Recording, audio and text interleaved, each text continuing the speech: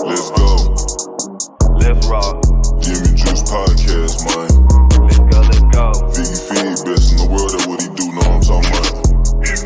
Ryan Rockett, born and raised in the H-Town, Houston, Texas. Know what I'm saying? Let's go.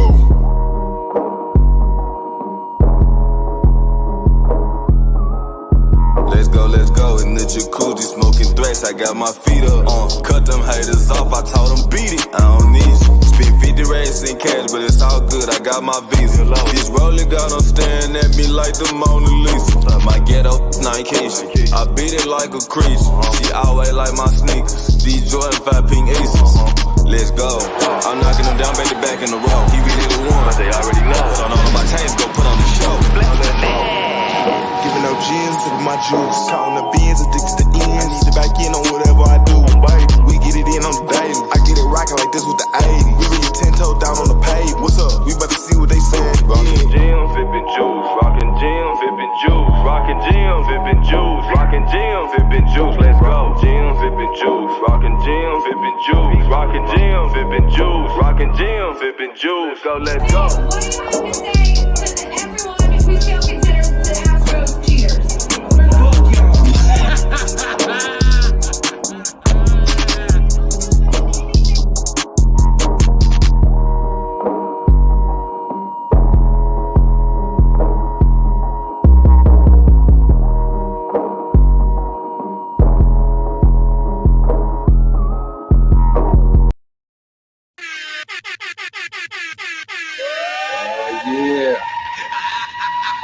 Where the bitches at?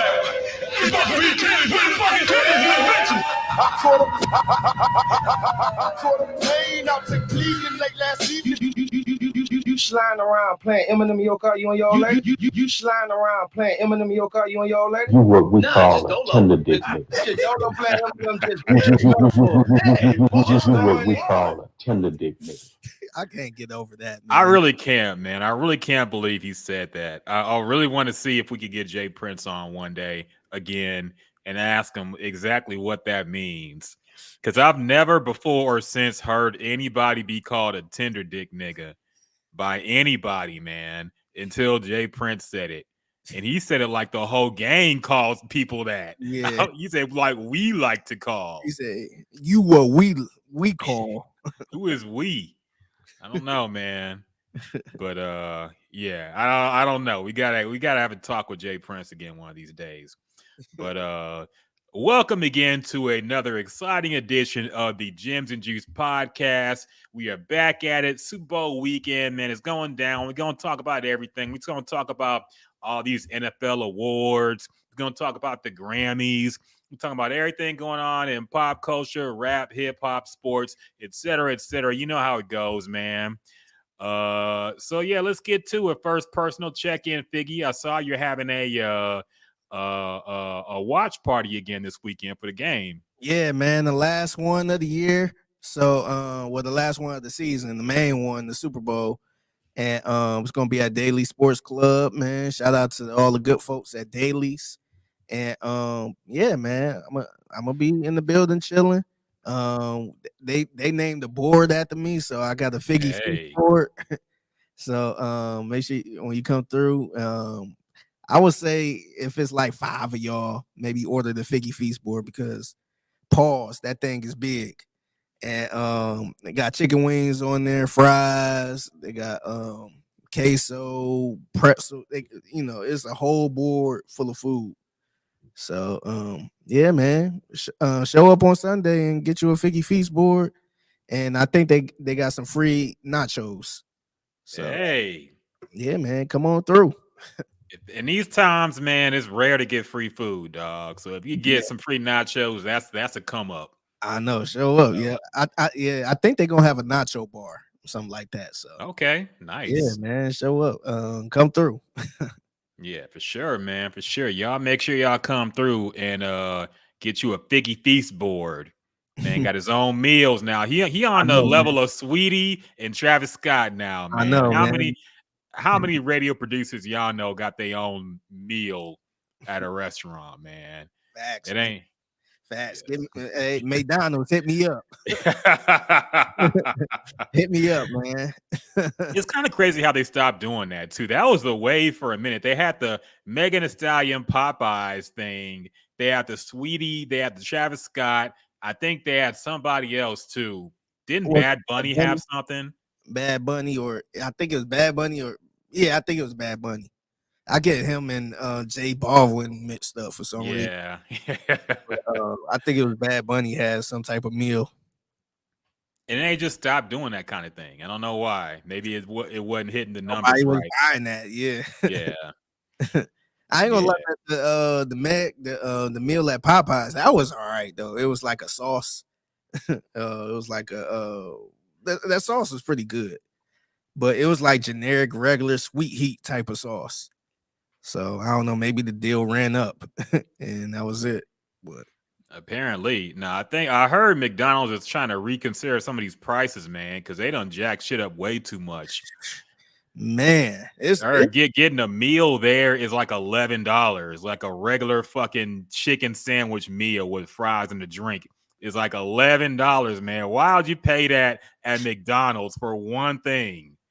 every time I go to a fast food spot, man, and I always got to go with the wifey. And every time we both get something, shit be like, oh, $29.82. I'm like, man, like we could have went to Applebee's for that. I'm like, man, when do these fast food spots just spike up like this, man? It's not even worth it. Yeah, I think it's a mixture of things. I know a lot of places they raise the minimum wage. They're trying to pay people better. They're trying to get people to work there because nobody wants to work fast food, man. So they were trying to get higher wages, and I think they tried to blame that. But I feel like the price of the bricks shouldn't be this high, man. Yeah, that ain't the reason. Advantage of the pandemic prices and shit, and they just kept it there. Yeah, that ain't the reason why they raised the food prices, because of the workers. That don't even make sense. They're gonna say that's the reason because it makes them look better. But obviously, they realize after the pandemic, people just gonna keep paying these prices, so we just gonna keep charging them. And the thing is, that ain't the only thing that went up. Like bag of chips. Remember how much a bag of chips used to cost? Yeah, now it's like twice that price. Everything is, man. So 2 liter. You used to get 2 liter of soda for like $1 on Yeah. on sales on a grocery store, man. Now you can't. Yeah, the only thing that stayed solid from the beginning was them Arizona iced teas, man. Yep. They stayed 99 cents, man. They still, I think it might be $1. I don't know, but they never changed their price. Yeah, they the only ones. Wait, Drunk, what's up, Drunk on YouTube? Drunk says, bro, I was trying to order Uber Eats for Super Bowl meal. That frozen pizza in my freezer looking better and better. Dog, do not Uber Eats, DoorDash, all that shit is cooked now, man. Yes. You're better off just driving to a place and picking it up. That's what I do. I'm not gonna I don't do Uber Eats, man. Those jacked up prices are insane. Number one, the delivery charge. Number two, they charge more for the regular food if you order through those apps, man. Yeah. It ain't worth it. It really ain't worth it. Yeah, the only time I really use Uber Eats is when I'm sick and can't go nowhere. I'm like stuck in the bed or something like that. But man, it was a couple times where we was sitting around and we was being lazy. Like, let's just order it in and man, this some chicken wings came up to damn near $50. I'm just like, man, let me get my lazy ass up and drive over here and pick it up, man, because that's crazy. It really is, man. Yeah, that shit's cooked. It used to be worth it. They used to have like deals and coupons and stuff where you barely have to pay anything extra. It's cooked now, man. It ain't same thing as riding Uber, basically. It's cooked, man. It's way too expensive now. Yeah, remember back in the day, I don't even know if they still have this now, but you actually had like Chinese food deliveries where whatever the Chinese food spot was, they actually had their own little delivery service. Bring it to you. Like, man, that's somebody I used to always trust, man. They will, man. So being up in Cleveland, we used to have snowstorms and all that stuff. They were the only ones that would deliver in the snowstorm, man. Damn. And then plus I stayed in the hood, so we Pizza Hut and all that stuff never came to our neighborhood. So the Chinese people used to always come to the hood, man. They wasn't scared at all. So man, I miss them days. Now everything just Uber Eats. Yep. I think it's a couple. I want to say like Domino's still had like Yeah. delivery. Pizza places still have their own delivery, but that's pretty much it, man. Yeah, but I miss them days. No, for sure, man. For sure. Drunk said, bro, I got Super Bowl paranoia that if I leave the house on Super Bowl day, something gonna happen. Like what? Like you gonna get a car crash or something? Like I don't understand that paranoia. Drunk also said, Figgy, I'm glad you mentioned that. Even the Chinese spots called that like called DoorDash called Uber Eats. I'm like, Ming Yao, what the fuck y'all on? Yeah, man, it's different now, dog. They used to, but like you said, the Chinese spots used to always come through in the clutch. Yeah, they go anywhere. They wasn't scared of no hood, man. They used to pull up, man. I stayed in the dangerous hood where Pizza Hut, all these delivery spots, man, would not show up. And it was a freaking Pizza Hut like right in Shaker. Shaker Heights is like right there, kind of on the border. And man, they would not deliver to our neighborhood, man. They used to be so irritating, but them Chinese spots used to always come through, man. So I miss them days. They did, man. They did. Pablo on Facebook. What's going on, Pablo? Said my boys Pablo. putting in work. What's good? What's going on, man? Hope you're doing well. Pablo Noriega, the real every time I hear Pablo, I think about that. Pablo Noriega, real Noriega. He owe me 100 favors. Rick Ross is just funny, man. That's one of the funnier lines in hip hop. Junk said, I got paranoia. I'm going to miss the bowl dealing with some dog. Do you know how late the Super Bowl starts? It don't start till like 8 p.m., man. You got the whole entire day to go outside and get business done before the Super Bowl actually starts. So there's really no way you can miss the game unless you like something terrible happens. Yeah. You go to the hospital or something. You got plenty of time during the day to get stuff ready for the Super Bowl, man. I want Drunk. I think I don't know if I'm right, but I think Drunk is a Chiefs fan, right? He might be a Kansas City Chiefs fan. If you are, then I understand what you mean. Mm-hmm. You don't want to miss anything, but you in St. Louis. Oh, never mind. So you probably hate the Chiefs. Yeah, Cardinals fan, in right? Yeah. He said he's in St. Louis. BS will find you. I feel you, man. Yeah. But if you're a Chiefs fan, I understand that. But man, it's gonna be hell on Sunday as far as like trying to order food and all this shit, man. I tried to do that last year, and I went to to my one spot, Dream Wings. You remember Dream's Strip Club? They got they actually got a storefront, a restaurant, and I went there for this Super Bowl to order a couple wings. I wasn't even trying to order a lot, just like 10. And I got my 10 in, and right after me, the lady was like, I'm sorry, we are all sold out. Oh, God, thank you so much. I'm like, damn, they were sold out. It was early, too. It wasn't even like super late. So I'm like, thank you, Lord. Damn, that's wild, man. People be going in there and let me get 50 wings. Let me order 200 wings and all this other stuff. So, hey, if you going somewhere, man, hurry up and get it. No, for sure, man. I'm gonna probably be at my parents' house eating for free, dog. I ain't trying to spend no money on that day. Pablo says, you know how many times I heard Pablo Escobar? You know what's funny? Before Pablo Escobar, I'm pretty sure whenever people heard the name Pablo, they thought of Picasso. But then Pablo Escobar comes through, and now that's the first thing people think of when they hear the name Pablo, especially if you in the rap. Yeah, I ain't gonna lie. Every time I hear Pablo, or before when I used to hear Pablo, I used to always think about I'm a nerd, so think about that backyard baseball game. Oh yeah, Pablo. I always think about that that character.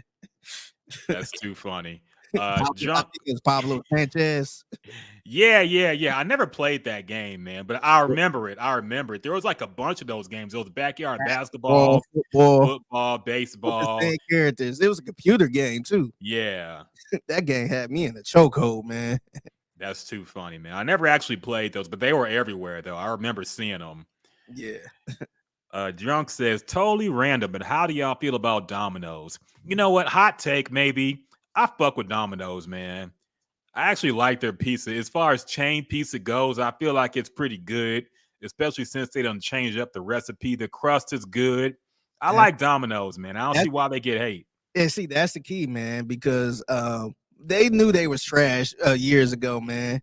Yeah. And they changed the recipe, man. I think they even had a commercial about it, how they Yeah. had to change the recipe, change some stuff up. But back in the day, they were awful.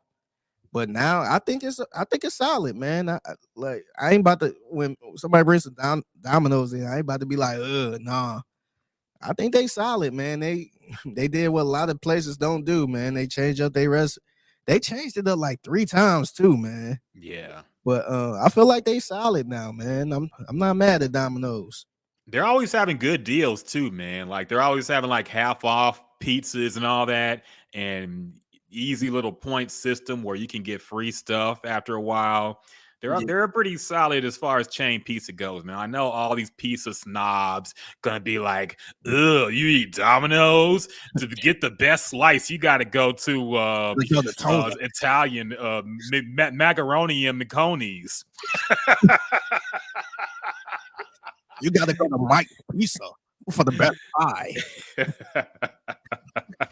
Man, don't get me started on that, man. You gotta go some random place on 59 and who the fuck knows. No, you got to go to Luis Pizza over there, over in the Heights. That's the best pizza. That hands down the best pizza. Dog, I can't. I've had a lot of pizza from a lot of places. I can't tell you which one was the best. Like, yeah, some of it's trash, but I can never. All the pizza people hype up, I always eat, and I'm like, it's pizza, man. I never think it's special. I just think it's all right. But everybody got a hot take about pizza and which place has the best pizza. And of course, if you say you like Domino's or you like Pizza Hut, they look at you like you're crazy. No, my favorite. And what's funny is we talking about pizza. Today is International Pizza Day. National and I think it's National Pizza Day today. Oh, okay. But no, and the funny thing is, whenever you say something, somebody be like, "Hey, where you get some good pizza?" Somebody like, "Oh, you got to go to Tony's Pizza over there off of 59." And somebody else, "No, you got to go to Luis Pizza over there in the Heights." It's just like, come on, man. Like, so I'm about to sit here argue about who got the better pizza. Like, come on, man. And look, everybody got their preference. But damn, bro, like it's pizza, man. Everybody likes to have like their own little whole like I know the real best place to get the best pizza. It is some shit you never heard of, and then you got to drive like 40 minutes out to go get it. Yeah, like come on, man, ain't nobody doing all that.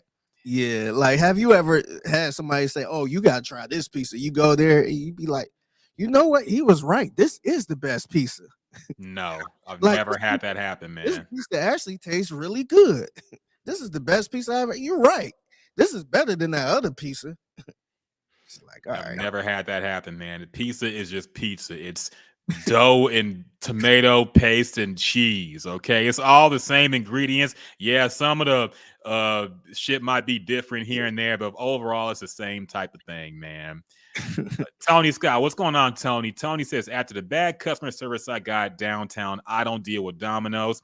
I feel you, man. I'm kind of somebody who gets, if I have a bad experience with some place, I won't go there. But to be fair, there's like a billion Domino's, man. You're always gonna get, of course, you're gonna get one where it sucks, but then the next one you go to and it's like, okay, it's cool. So, but I'm the same way, so I feel you, man. Yeah. But yeah, I'm sick of it. Like I'll fucking live off of fucking Little Caesars if I have to, man. That's still good pizza, especially for the price. I haven't had Little Caesars in a long time since I've been living in Houston, but back when I was in Cleveland and was broke as hell, it came in clutch, man. $5 pizza, Mm-hmm. man. And then they had the I don't know if y'all used to do it down here, but they used to have the garlic and parmesan. You could add the garlic, had them add the garlic and parmesan on it. Man, that was clutch. And then eventually they started charging like $2 more for that. I'm just like, how you, because before they used to charge it, because the one time I went, they used to sell these like pizza sticks. It was like a little short little like bread sticks with pepperonis on them. And I went to this Little Caesars to get one. And the guy was like, "Why you getting that? You could just get a whole $5 pizza, and I could just add the garlic and parmesan on it." I'm like, "Really?" I'm like, "Okay, I get that." And it was the same thing, but it was just a pizza, like a real big pizza. So I was getting that sense, and eventually they started charging that. I'm like, man, but nah, man. Look, man, I ain't no pizza snob at all, man. Me too. Me too. Okay, we don't spend too much time talking Yeah. about pizza, man. It's been like a 20-minute pizza conversation. We don't get sidetracked. Yeah, that was our Happy International Pizza Day segment. Yeah. Speaking of which, I know you've had this discussion before. I'm sick of this so-and-so day. These marketing holidays that came out of nowhere. Today is National Pancake Day. Today is National Chocolate Chip Cookie Day. Today is National Pizza Day. Man, enough. We want the National Figgy Day. How about that? Okay, let's get the National Figgy Day popping, Joe Biden. Man, this So, like, have you seen people going in on Joe Biden lately? I know we don't get political here, but what they were saying, they were talking like there was some report that came out basically saying that he has dementia and doesn't remember like being the vice president or when his son died or some crazy shit, man. I saw a reporter, some Asian lady, like go at him, and he went at her about whether he is like mentally fit to be president. It was crazy, man. yeah, nah, it's kind of going off the chains at this point, man. Like I feel like we not trying to get political or nothing, but I feel like the hate for him is a lot worse than the last president. It seemed like he getting bashed a lot, man. Like at least with Trump, it was like you had two sides fighting against each other. Like, oh, he did this. You had the good and the bad. But this one, it's just I've been seeing all bad, man. Everything bad. I ain't seen nobody say, well, he did this or did. I've been seeing all bad, man. Yeah, this campaign, November is going to be just full of fuckery, man. I already know. Like, if Trump's in the mix and you got all these other Republicans and then you got Joe Biden, it's going to be a mess. With these wars going on, man, it's going to be insane, dog. It's going to be, might have to log off of social media for a while because it's going to be just ridiculousness. So, yeah, I don't know, man. Drunk said, y'all see that Putin interview? That's with what's his name? Tucker Carlson, right? Not gonna lie, he was cooking.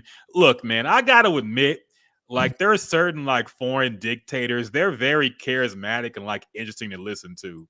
You know, I remember that dude Ahmadinejad was the same way. Like every time he was doing an interview, he always seemed like a kind of cool guy to talk to, man.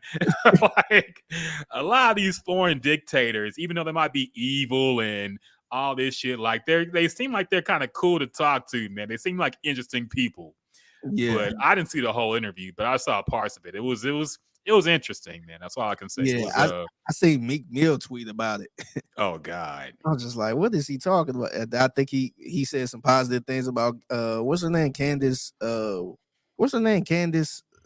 Candace Owens. Candace Owens, yeah. Yeah, he said something positive about her, and then of course they had to Twitter do what Twitter does is dug up the receipts of Candace Parker, pretty much shitting on Meek Mill.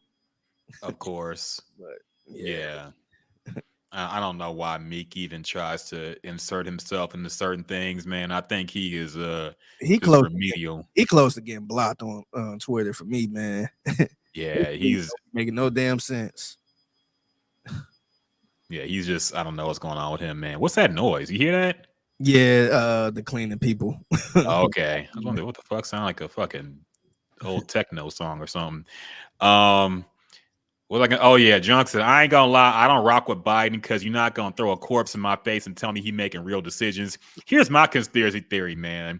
I think, and I've said this for a while now, I think they're gonna slide Biden out and have Kamala take over. I think that's the master plan, man. Because like you can't tell me there's a way he's gonna last 4 more years. He's 81 years old, man. There's no way he's gonna last 4 more years in that office. I think this is their way to slide Kamala in, but Kamala can't run on her own because she's not popular, man. Like, let's be real. She's not. She couldn't win an election, the Democratic nomination, on her own. So this is how they're gonna slide her in, man. I think it's gonna happen. Yeah, I'm kind of curious because I feel like there's another conspiracy. People think she already running the show. Could You be. know what I mean, he just Joe Biden is pretty much Weekend and Bernie's. they just kind of putting them in front, but everybody else making the decisions out there. They tuning him up, man. They turn Yeah. a crank. Yeah. Tony Scott said, "What's a good mental fitness test for a candidate running for office? Give him that test that they gave CJ Stroud that they say he did bad on. Whatever the fuck that is. Give him the Wonder Lick. How about that? Give him the S2 test."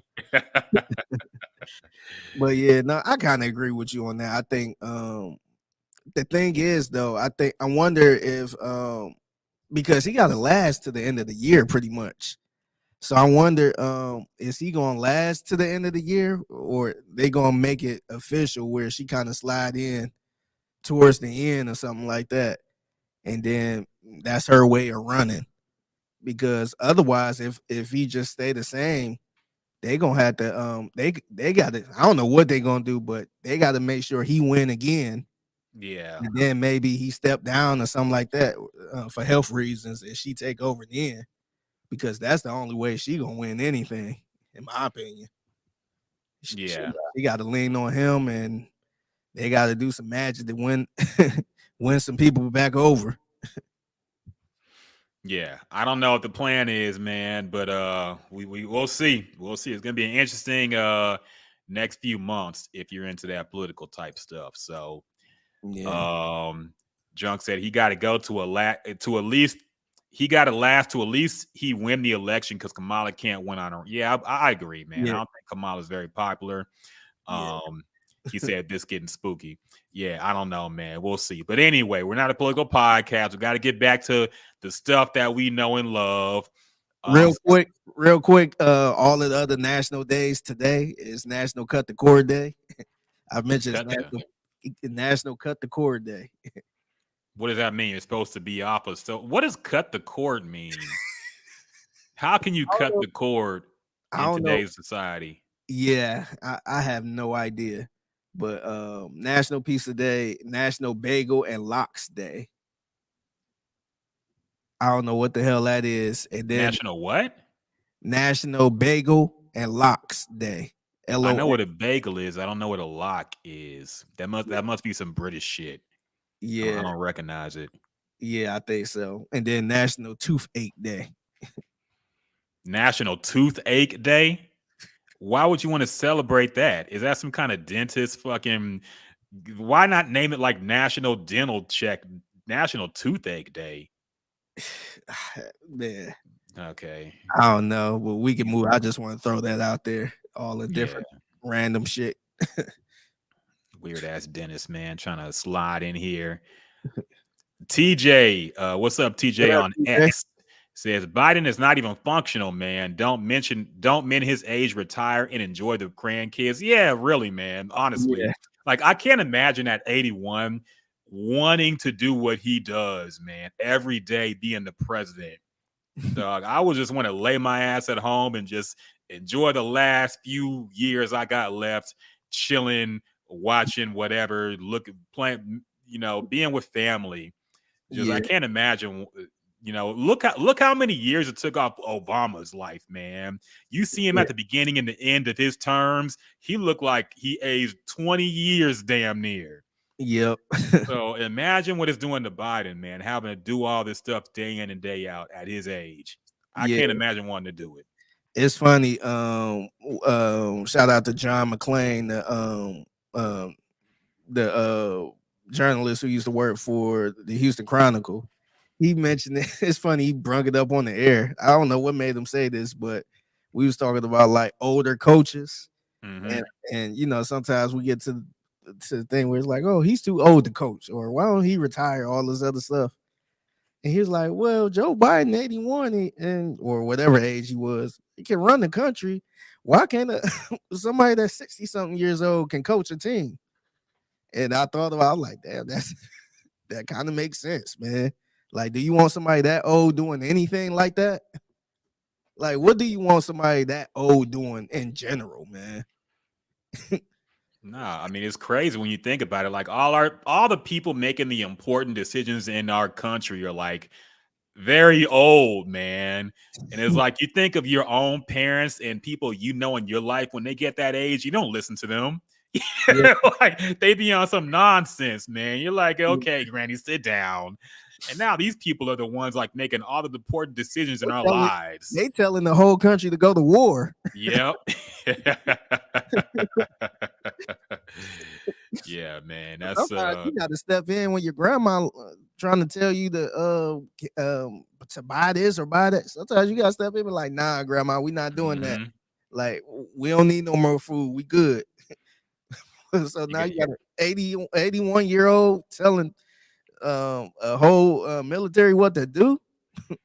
could Joe Biden even drive by himself? That's the crazy thing, man. Like at that age is the age when you done took the keys away years ago and said, "Sorry, Grandpa, you can't drive no more, man." They're gonna have to put a silver alert out for you if you get behind the wheel. You're gonna get lost. I know. So yeah, man, it's crazy to think that all the people run the country are just old as shit, but Yeah. that's what it is. We So let's get into some sports, man. Some big things happened, especially for Houston Texans in particular. We got to start out by saying congratulations to Andre Johnson, made the Hall of Fame finally. Well deserved, man. He waited and waited, campaigned for it. We campaigned for him. He got in. Congratulations. I've heard some people hate on it. Some people say that. I think Reggie Wayne was up there too. He didn't get in. People were mad about that. I don't give a shit, man. Personally, I'm not one of those gatekeep the Hall of Fame type people, man. I know there's a lot of people out there. I remember Mike Meltzer was one of them too. He was like, he really didn't want anybody who wasn't that good or wasn't like exceptional to be in a Hall of Fame. Me personally, I don't care. I'm like, let everybody who was pretty good in, man. I don't really give a shit. If you get in, salute. Like, I ain't gonna be mad if somebody get in, but it was a lot of people. I seen a lot of Colts fans really pissed off, obviously, and they were comparing numbers and all this other stuff. I'm just like, oh well, like he'll get in eventually. Like we were pissed off when Andre didn't get in last time. Well, I think it was last year. So it's cool. Reggie Wayne get in sometime. So yeah, I'm glad Andre got in this quick, man. That was a good look, man. Yeah, no, me too, man. I'm very happy. Oh, drunk over here cracking me up. He said, Grandma said, go get them Campbell soup. They 10 for 35. That's when I knew she was done. 10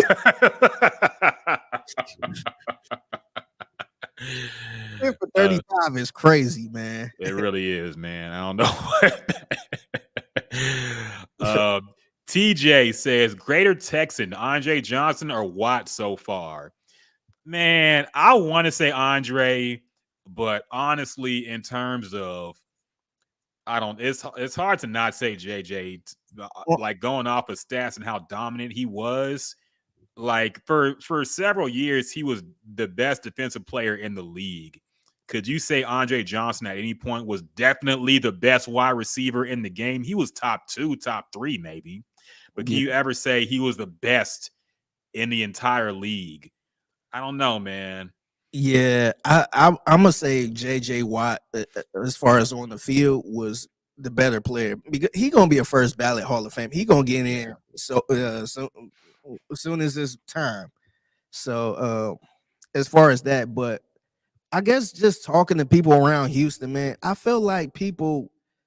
I don't know what it was. Maybe because where the team was back then, and maybe because Andre was like the first legit superstar for the Texans since they came back. It seemed like a lot of people rock with Andre more, man. because I see a lot of people say Andre was better. Andre was better than JJ Watt. And like as far as the stats and all that stuff, like if you who would you rather have, Andre or JJ Watt at their prime? Like I think no question you got to say JJ Watt, but for some reason it felt like Andre was he was like a real Houstonian.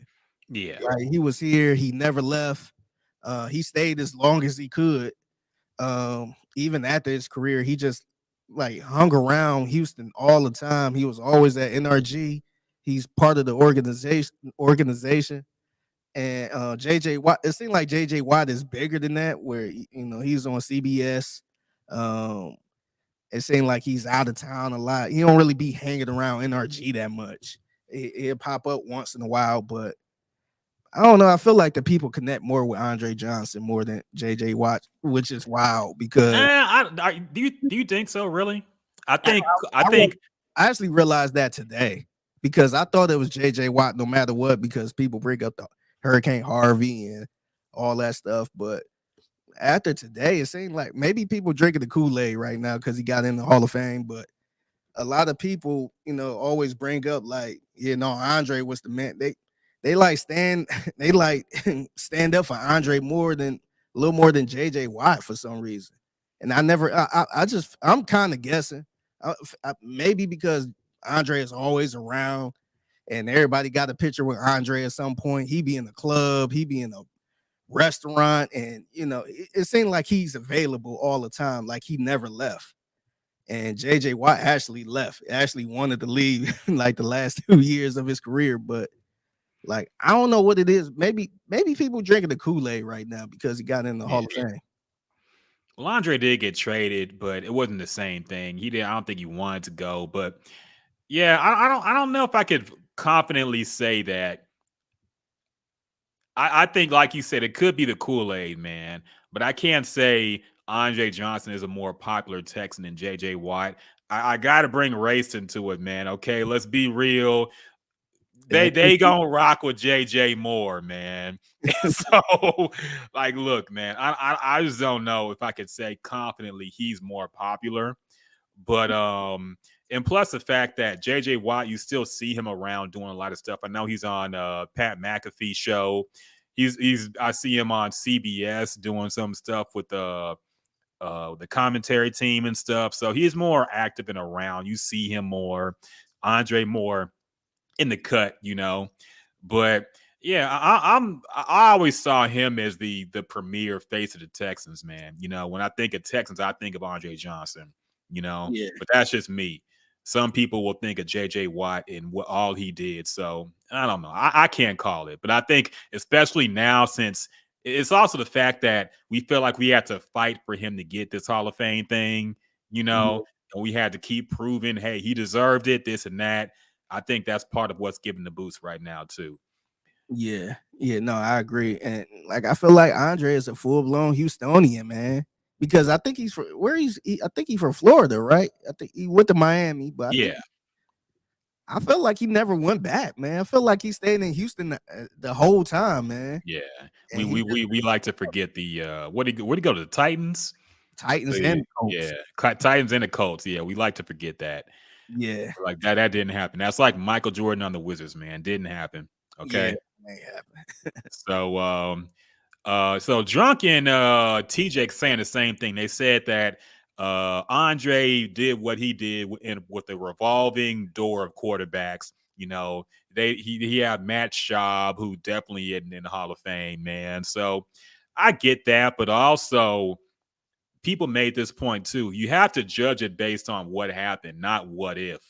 You could play the what if game with a lot of players. You could say, if so and so had Peyton Manning, what would he look like? Okay, but he didn't. Yeah. So we got to be fair in our critique, and I understand, and it's a fair argument, I think. But in terms of evaluating a player's career, we can't go off of if he had a real quarterback, this would have happened, because it didn't happen. So, but I get it. Like I said, I'm happy he got in. I think he did deserve it, but I'm biased, so I can't even lie. Drunk also said, let's be honest, TJ Watt being a dog has hurt JJ legacy. Am I wrong or right? Really? I I never don't even thought about that. I mean, TJ Watt is playing very well. He But I probably don't gonna break his brother records, to be honest. yeah. But I don't know. I don't think so. I don't really think so. And to be fair, JJ Watt is doing a lot of the pom pom, and he should. That's his brother. Yeah. But I don't think people look at TJ Watt like they do JJ Watt, especially with the Steelers, which was a storied franchise, which has so many great players for it. Yeah, they love TJ, but I don't think TJ in Pittsburgh is getting the love that JJ got in Houston. Yeah, I don't think. I don't think it's even close. Honestly, I think the reason is because when JJ got drafted in Houston, nobody knew who that was. Yeah. True, he got booed.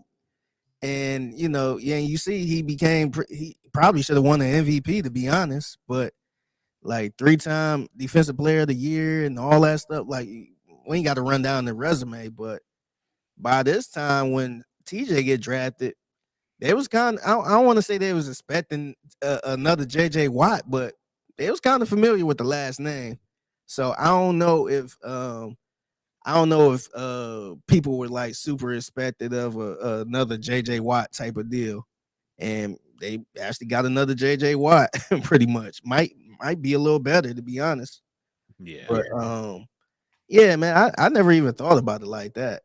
But I think honestly, what's hurting JJ a little bit is just the team didn't really go nowhere, man. I don't want to say it was a wasted career, but he never even got to an AFC championship game, man. And it's like, dang, all of this stuff. He played with bad quarterbacks, and Deshaun. I think he played with Matt Schaub. I think he played with Matt Schaub. I can't remember. Yeah, I think he played with Matt Schaub, but like his best quarterback was probably Deshaun Watson, man. And they had an awful season that 1 year. The 1 year Deshaun had a good year. But I don't know, man. I think it's unfortunate he JJ didn't get the chance to be on a big spotlight like that in the playoffs and stuff. But I don't know. He'll be all right. That's the first ballot Hall of Famer. So Oh yeah, he's gonna be in there easy. yeah.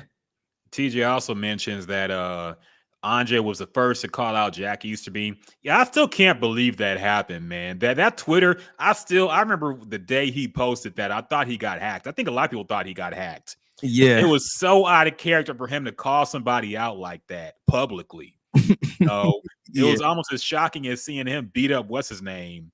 Cortland Finnegan. Cortland, yeah. The only reason we remember his name is because of that fight. Yeah. Nobody ever talks about Cortland Finnegan except for the time when he got his ass beat during the game by Andre Johnson. Yeah. But yeah, man, I still couldn't believe that happened. But yeah, I think that kind of sparked the change, honestly. The fact that somebody respected like him said, this guy is the problem. He needs to go. Yeah, and it changed everything because like he was always around, and then when Jack Easterby was around, then Andre kind of fell back. And it's like, man, I forgot what happened, but it was like a big mess. And once I think eventually I want to say Andre talked to the Menaires and all that stuff. They ended up being cool. And once that happened, man, Jack Easterby was gone, and it seemed like everything just worked out perfect, man. So yeah, man, look, I respect that from him, man, because I mean it didn't work at first. He called him out early, so it took a couple years, but man, I respect him for that, man. And I think that's something. I don't know, maybe I'm wrong, but maybe I don't see JJ Watt doing something like that. I don't know. Maybe I could be wrong, but I don't see him doing something like that. Hell, he left because of Jack Easterby. Yeah. So, yeah, man. Yeah. Salute to Andre Johnson, man. Salute to Andre Johnson, man. Definitely now is a NFL Hall of Famer, the first Houston Texan to be inducted into the Hall of Fame. So congratulations. Also, some other Oh, I was winners. gonna say, did you see that video where they told him they went to his house? No, I didn't see it. I got to look Yeah, that up, man. freaking Chris Carter went to his house, and the only thing I could think about was him saying, My mama was wrong. "That's the only thing that ruined it for me, man." Nah, yeah, with that, my mama was wrong. Yeah, what a terrible time that was. Everybody's talking about the Adrian Peterson thing when he beat his son. And yeah, that was awful month of discourse around that, man. I'm glad. Off the field. Yeah, the Frank just need to keep his brother off the field. And Tom Jackson, like, correct. Yes. Oh, goodness, man. You know, call out your mama on national TV, man. She did the best she could do, but she was wrong. With his pathetic crying looking face. I can't stand Chris Carter. Goodness, man. He also like he about to cry, man. Whenever he talks, look, he about to burst into tears. I'm glad he got let go of ESPN. Other Texans got some awards too. We have CJ Stroud, Offensive Rookie of the Year, I believe. Yep. Will Anderson Jr., Defensive Rookie of the Year. D'Amico Ryans did not get Coach of the Year, unfortunately. That went to the Cleveland coach, Kevin Stefanski. Do you feel any type of way about that, Figgy? We all knew CJ is gonna get Offensive Rookie of the Year. I was actually shocked Will Anderson got Defensive Rookie of the Year. Because I think Will Anderson had a really good year, but it was a couple times throughout the season where he was kind of a no-show, and people was bringing it up and was like, "Hey, like dude ain't have a sack in 4 or 5 weeks. Like, what's going on?" And I want to say the last 5 weeks of the year, this dude was on fire. Like this, the game against Tennessee here at NRG, this dude went off. I want to say he had like 3 sacks in a row or something crazy. And I think the last 5 weeks of the year sealed it for him. But that was shocking to me. So I was happy to see the Houston Texans get the offensive and defensive rookie of the year. D'Amico Ryans originally, I figured Kevin Stefanski was going to get it. It seemed like that was the direction the whole time, but it wasn't until I seen the way the votes, I guess all the people that voted and how many first place votes this person got and versus that person. So they, I want to say D'Amico Ryans and Kevin Stefanski had the same amount of votes total, but I want to say Kevin had one more first place vote than D'Amico, and so pretty much D'Amico lost by 1. And at that point, I'm like, man, that was too close to call, man. So at first, I didn't think he was robbed, but after seeing that, I'm like, man, I think he was a little bit robbed. Now, to be fair, this is a regular season award, and so I think the Colts game, not the Colts game, but the Jazz game kind of messed it up for D'Amico because that was a bad game. But and a lot of people, you know, you can't count that playoff game because the votes is already in. But yeah, man, I felt like he was a little bit robbed, man, because people expected Cleveland to make the playoffs. Now I know they had the hurt quarterbacks and all that. They went through 5 quarterbacks and got Joe Flacco off the couch, who by the way Nick Chubb hurt them too. So yeah, there's a lot of things. Yeah, so I understand that, but D'Amico Ryan, ain't nobody expect D'Amico Ryans to win 10 games with this team, man. So at that point, to see how close it was, I think he was robbed a little bit, man. No, I think he definitely was, man. I just feel like even with the injuries, Cleveland had a better team on paper. So they were going to win games no matter what, I feel, man. Like, yeah, the quarterback thing sucked for them. They had to get through that. But ultimately, I just feel like D'Amico and what he took this team from what they were last year, also with a bunch of rookies, unproven team players that people gave up on, and did what he did with them. He definitely deserved it in my eyes, man. But I get it. Hope he could get it next year. I think if they do well, I think people will look back and say, you know, we really should have given it to him. Yeah. It's fun. it's funny too because I hit up so after the whole NFL honors was over, I hit up Hannah Manera, was like, congratulations. Duh, duh, duh. You know the first thing she she texted me after I said congratulations? She said D'Amico was robbed. Damn, look at you tapped in with the owners, man. You tapped in with Hannah, really? Damn. Yeah, Dang. but she said he was robbed. He definitely was, though, man. Shit. Yeah, I agree. And like I said, originally I kind of figured they was gonna give it to the Stefanski, but like I don't know, man. To see how close it was, because I thought the way everybody was talking, I thought it was a runaway.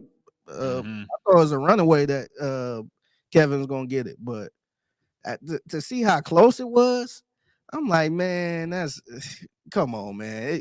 If it was that close, it should have been D'Amico. Like that's crazy. And then one of the first place votes, somebody gave it to Sean McVay. I'm like, how? Like, come on, man. Like a first place vote for him. That was crazy. There's So always there's always like at least one weird vote like that, man. yeah, I think whoever votes like that needs to have their voting rights taken away. they need to be called to the altar, man. They need to Yeah. call to the front. We need to see who did that. Yeah. That's ridiculous, That was man. And But speaking of the wars too, Joe Flacco won comeback player of the year over of course he did. Man, they had to. Okay. People was the- upset about it. Were they really? I did not think people was gonna be this upset. Were people really upset that DeMar Hamlin did win comeback player of the I year? seen- He didn't play, man. How are you gonna give that to him? I didn't even know why that was a real conversation, man. And salute to him, man, for coming back. But dog, if he was in the conversation, man, I feel like John Mechie should have been in the conversation. Yep. He came back from cancer, and he played. I think he played every game, or at least like 14 games, and he did more than DeMar Hamlin. But it seemed like every time you bring it up, somebody, well, he died on the field, and he like dog, he don't even have a snap on offense or defense. He don't have a snap at all. This dude is strictly a special teams player, and got like one tackle. Yeah, man. Like, I feel like DeMar Hamlin had been honored. He already, I think last year, didn't he get some kind of award? He went up there, gave a speech. Like, what? Like, I get it, man. It's a great story. It's probably going to be like a movie or some shit one day, but he did not deserve comeback player of the year, man. Joe Flacco off his couch, winning the games, playing the way he did. You can't not give it to him, dog. Let's be real, man. It was like 3 other people I felt like deserve it more, man. Like, Yeah. I thought Baker Mayfield deserved Honestly, yeah. Yeah, to me, if Joe Flacco didn't make it, I probably would have gave it to Baker Mayfield, man. Mm-hmm. Because you see how it ended in Cleveland with the Carolina, that didn't end good. He went to LA, and that was it. And ended up going to Tampa Bay fighting for a job. And this dude took that team to the playoffs, man. He took them further than the Browns. Yep. And had a pretty good year. So I would have gave it to him. But yeah, I couldn't believe he was in the conversation, man. Yeah, that was silly. I didn't know people were actually upset about it. Yeah, it would have been kind of a joke if they give it to him, man, because it's not you were sick and then came back and played in the league award. It's you were written off and came back and played really well award type of thing, So yeah, I don't understand, man. I think he's, honestly, his award was a roster spot. Yeah, because let's be real, man. Like, he really probably shouldn't have even been on the roster. I think that was just we want a feel-good story. We want to have him on the team. But if he never had a heart attack, would he have been on that roster this year, man? Man, I don't want to sound bad, but I feel like they kind of was forced to keep him on the roster, man, Yeah. because it was a lot of games he wasn't even active. And so I felt like somebody like that, and I'm sure they got a lot of players like that that don't play and all that stuff, and still on the roster. But I feel like they would have that he would have got cut if that never happened, man. I don't think it was a thing where he was just so good that we got to keep him. I think he would have been. I think he would have been cut, and I think it would have been a lot of pressure on the Bills and probably the NFL if he get cut after that incident. So they had to keep him for a year. Yeah, Goodell sent the memo. He said, "This is how it's gonna happen. Okay, you gonna keep him, and we gonna, do a little. We gonna help you in the draft, maybe. Maybe fix a little something for you." Yeah, I'm looking at the last few comeback players of the year, and look like this really how silly it sound because Joe Flacco won it because of the on the field stuff. Mm-hmm. You had Geno Smith. Now Yep. Geno Smith wasn't sick. He came out of nowhere and he looked like the Geno Smith that should have been around 10 years ago, probably. Yep. Yeah, Joe Burrow, who actually came back from an injury and got his team to a Super Bowl.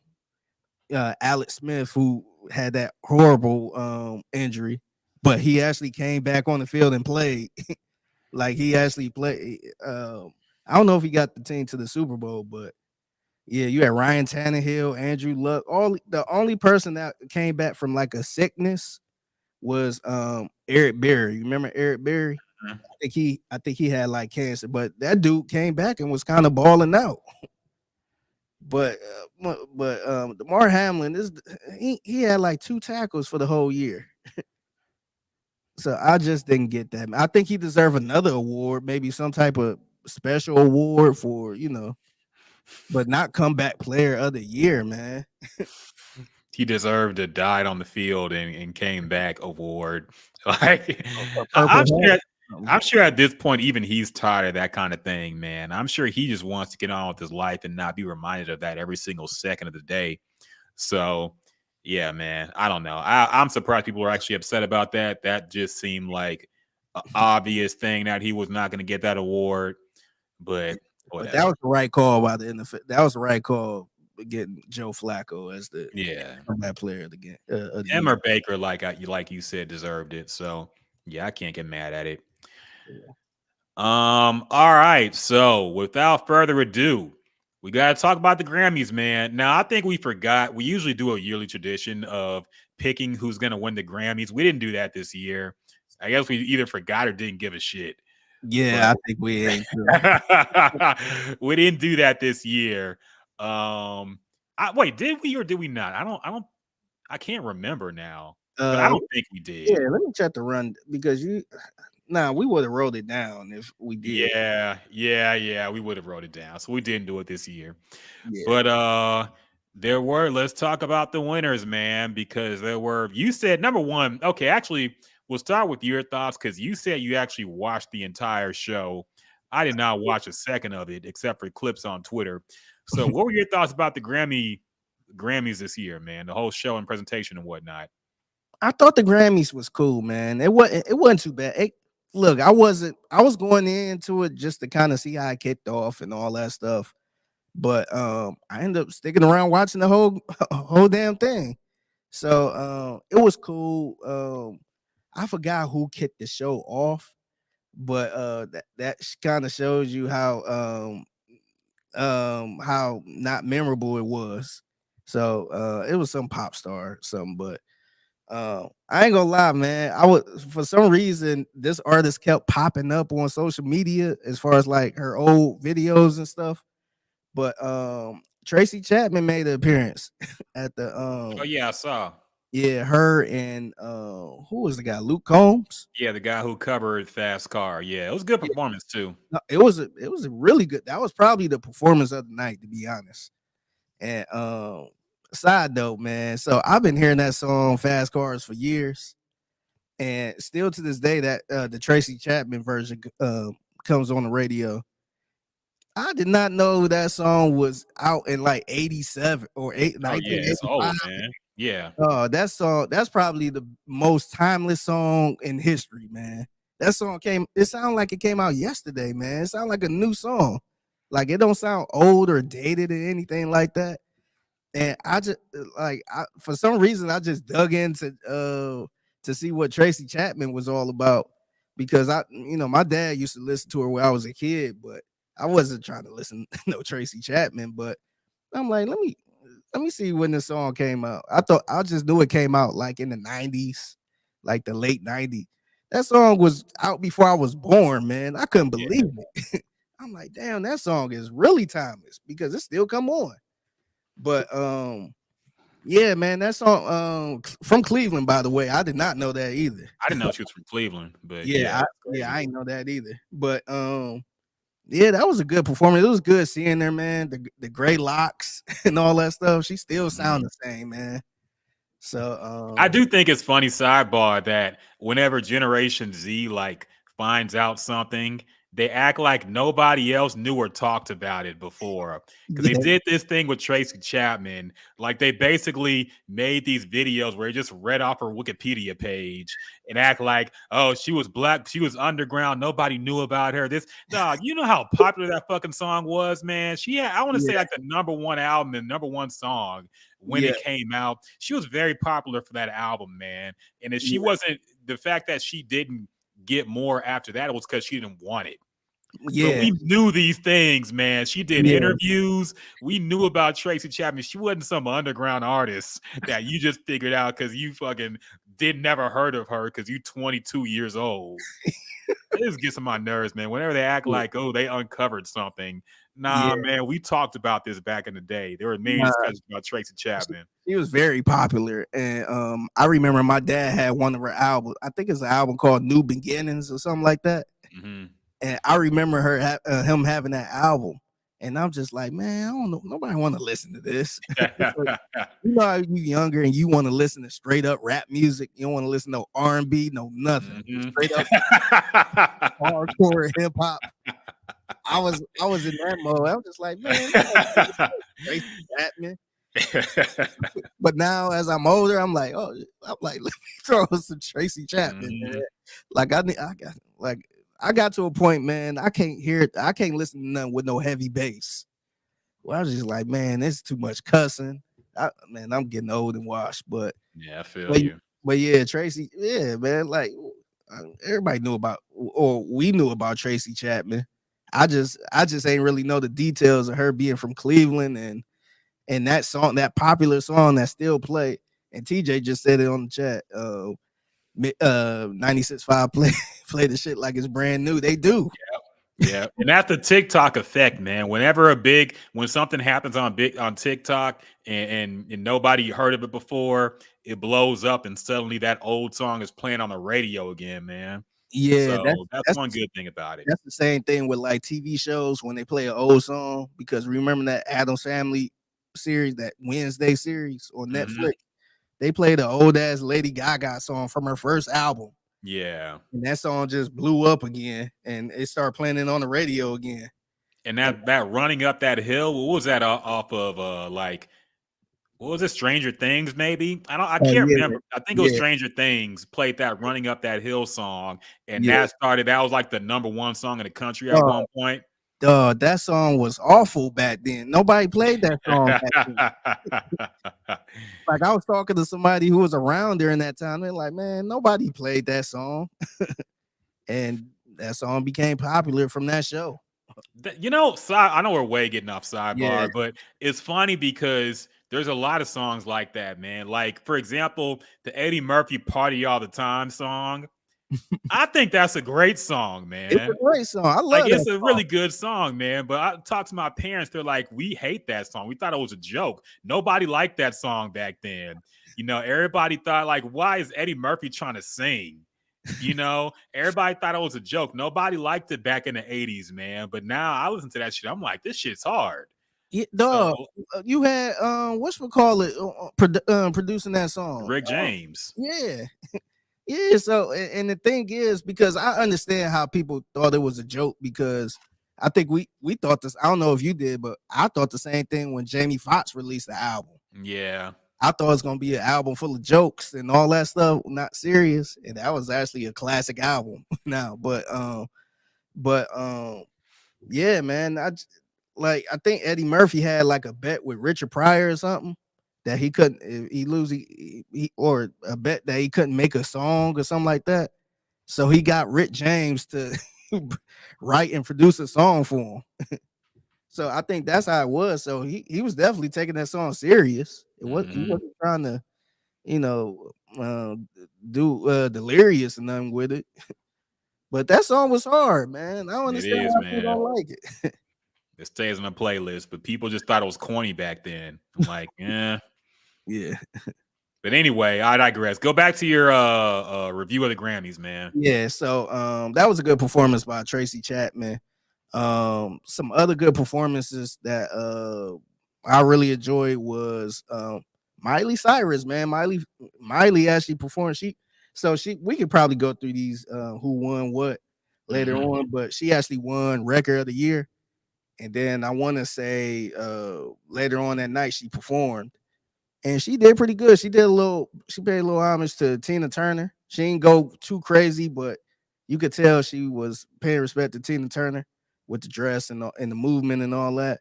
But I look, man, I kind of like Miley Cyrus, man. I know she had her moment where she might have been a little culture vulture, a little making a rap album and rocking Jordans and all that stuff, but man, she's super talented, man. And that song, the song Flowers, that song is everywhere. That's a good song.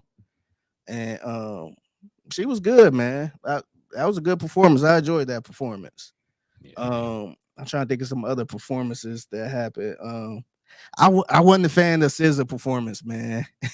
She did the song Kill Bill and Snooze. And it was good because she on stage she was reenacting Kill Bill, the movie. And I thought that was cool, but I don't know, man. Certain stuff just don't seem right on stage, man. I feel like that would hit better if she was at her personal concert. And I get to that probably. You know what? Let me get to that right now with the Travis Scott performance. So Travis Scott performed. I want to say he performed maybe 2 songs. He performed the song "Fiend" with Playboy Cardi. And when I tell you that crowd was just sitting there looking, it looked so damn weird, man, because we know the type of crowd Travis Scott prefers. And he was just up there smashing stuff and jumping around. And I was just like, man, this is not Coachella, man. This ain't a festival. This you at the Grammys. And that shit didn't hit, man. It wasn't good, man. I seen somebody say they enjoyed it or they didn't think it was bad. I'm like, nah, I don't think the song was bad. That's probably the one song I like from that damn album, by the way, but I don't think the song was bad. And I think the performance would have hit if he was at Coachella with a whole bunch of white people and young kids jumping up and down. But that didn't fit at the Grammys at all, man. I think he should never do another Grammy or BET performance again, man. I just think that ain't his brand, man. That type of performance, I feel like that don't fit for a tuxedo type of crowd. But go ahead. That's kind of one thing I've noticed too. Kind of a sidebar again. I feel like a lot of rap and R&B from younger artists does not fit in a Grammy environment, man. And I think that didn't used to be the case. Like, yeah, people like Diddy could do a "I'll Be Missing You" at the Grammys, and it'll be a great performance, man, because that's a song that just anybody can relate to. Yeah. Eminem can do "Stan," and that's a great performance. Bring out Elton John. I think was that the VMAs or the Grammys? I can't remember which was, but he could do something like that, and that's a great performance. These young artists and these young rappers, man, like what can they do in the Grammys that'll fit in?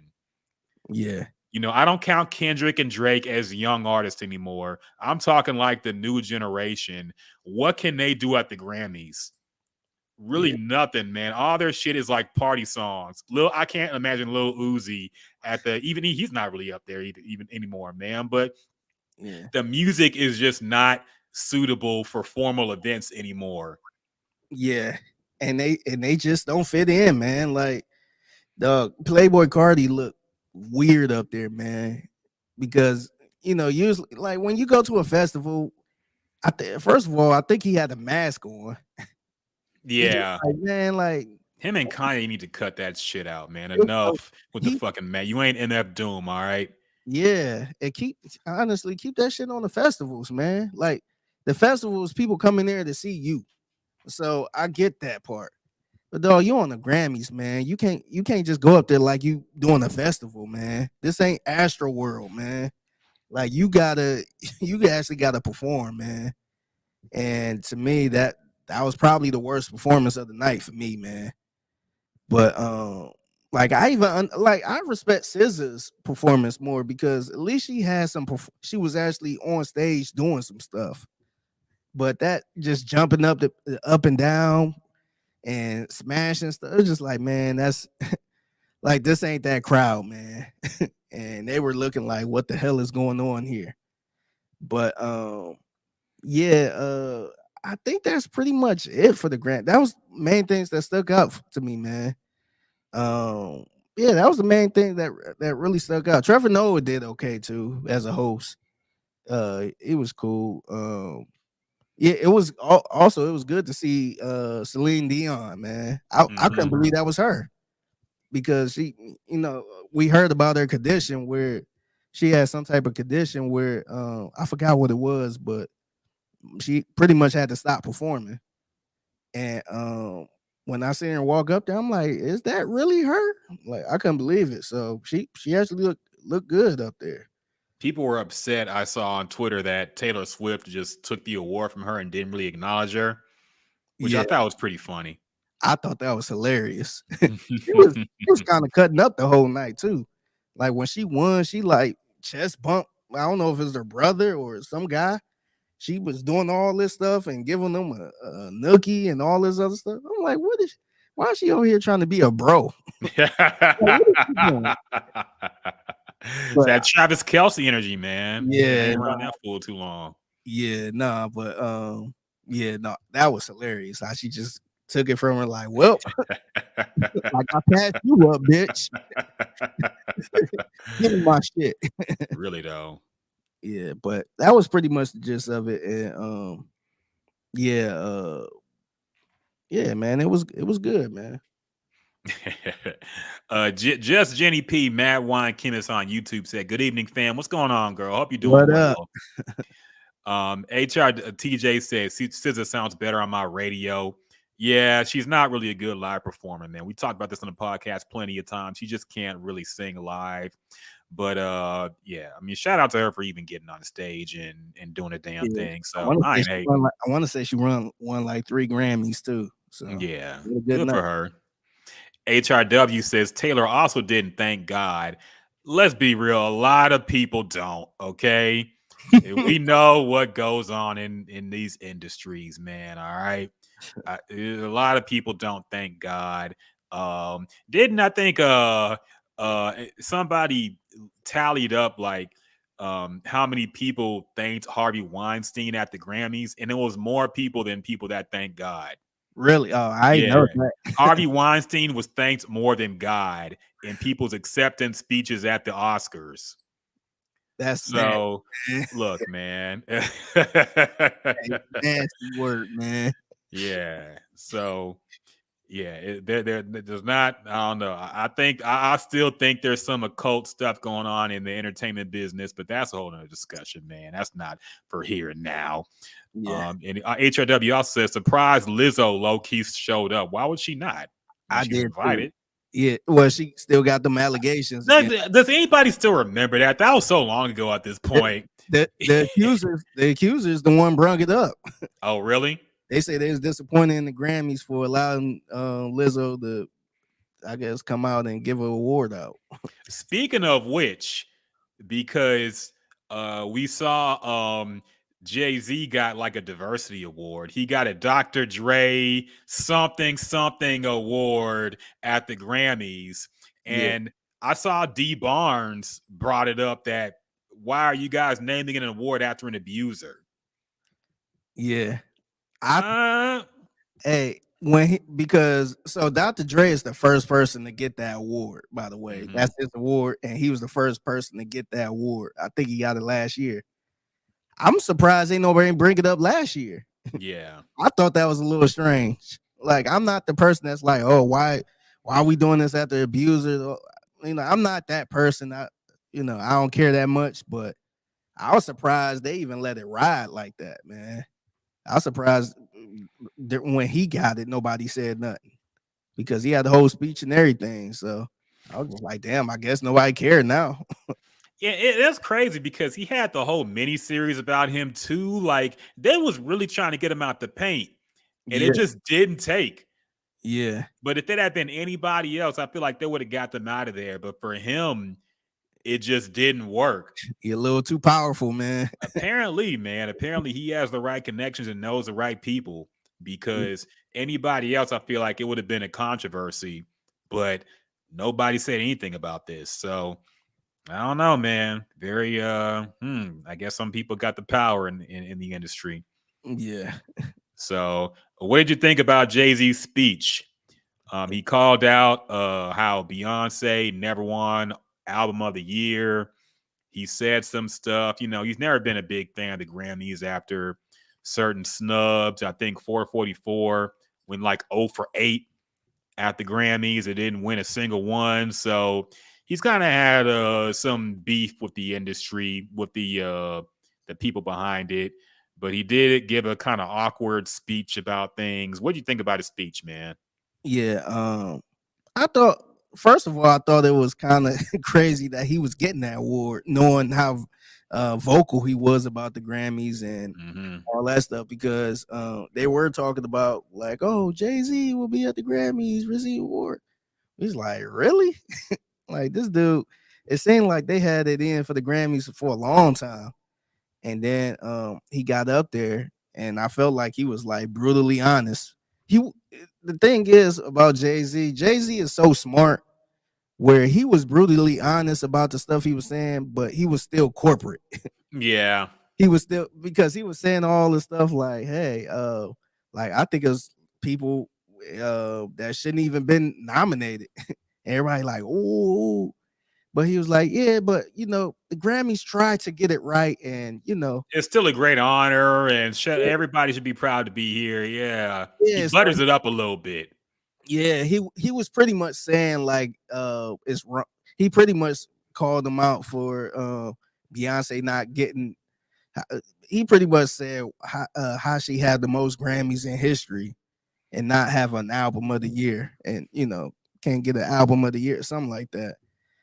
And he said that, but then pretty much said, you know, we just all want to get it right or something like he buttered it up where he was shitting on them, but he was saying, I understand, like we got to get it right. Like we gonna get it right one day.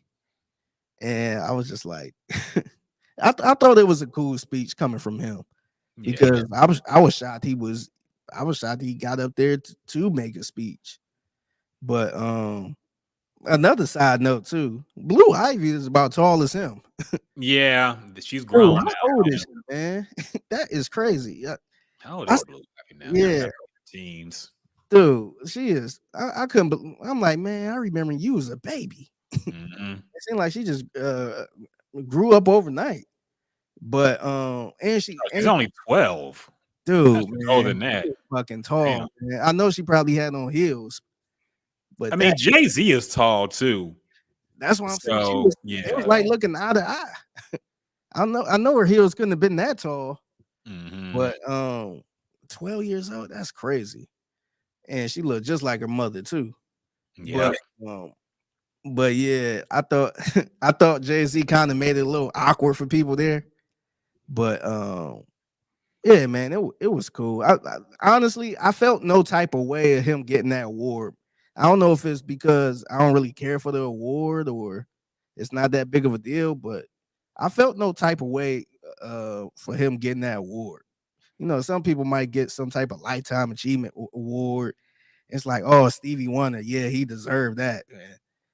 But I felt no type of way for that, man. I was just kind of like, like that's cool. That's one of I don't the know why. let's throw these niggas a bone award, man. Let's call it what it is, dog. Let's Yeah, throw y'all niggas complain about the Grammys every now. That's the only way they could get Jay-Z at the Grammys. Let's be real. Is to give him some kind of award.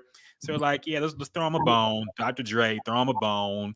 Jay-Z, throw him a bone. Next year, who's it gonna be? Diddy's not gonna get it. yeah, no, It's over for him. I would say him if the allegations didn't come out. So yeah, I don't know who would get it next, but it's probably. probably gonna. I was gonna say somebody like an Ice Cube or something like that. Yeah, Jermaine Dupri maybe. I don't Yeah, know, somebody like that. But yeah, yeah. But another thing with Jay-Z, it seems so weird with him rocking the dreads, man. I'm not used to that, man. I was looking at him, just looking at him in the face. I'm like, man, he is old now, man. He really looking old in the face. He got the long dreads. I'm just like, damn. If you would have told me Jay-Z was gonna have dreads when he get older, I would not believe you, man. But it's wild, man. yeah, man. I'm not gonna lie. I'll hope he cuts that shit soon. He said on the Gayle King interview that he was thinking about cutting it. I hope he does. Like he looks like Whoopi Goldberg, man. I just don't like that look. Pause. I just think he looks goofy, especially as an old guy, and especially as somebody who, when he was young, did not have that type of hair. You know, he had the low Caesar or whatever the fuck it was, man. But it was always damn near bald. Yeah, Actually, he was bald in the beginning of his career. You know, he had a yeah, balding when he yeah, first started out. yeah, And now he has a full head. Like the dreads just look, I don't know, man. It looks kind of crazy. I hope he cuts that shit at some point, but I don't know. Whatever. yeah. Not But for me to call it. yeah, but yeah, those are my takeaways from the awards. I don't know if you want to go through all the winners. Let's go ahead and do it, man. At least the big ones. Record of the year you mentioned went to Miley Cyrus. Album of the year went to Taylor Swift. Taylor Swift now has 4 Album of the Year awards, the most ever.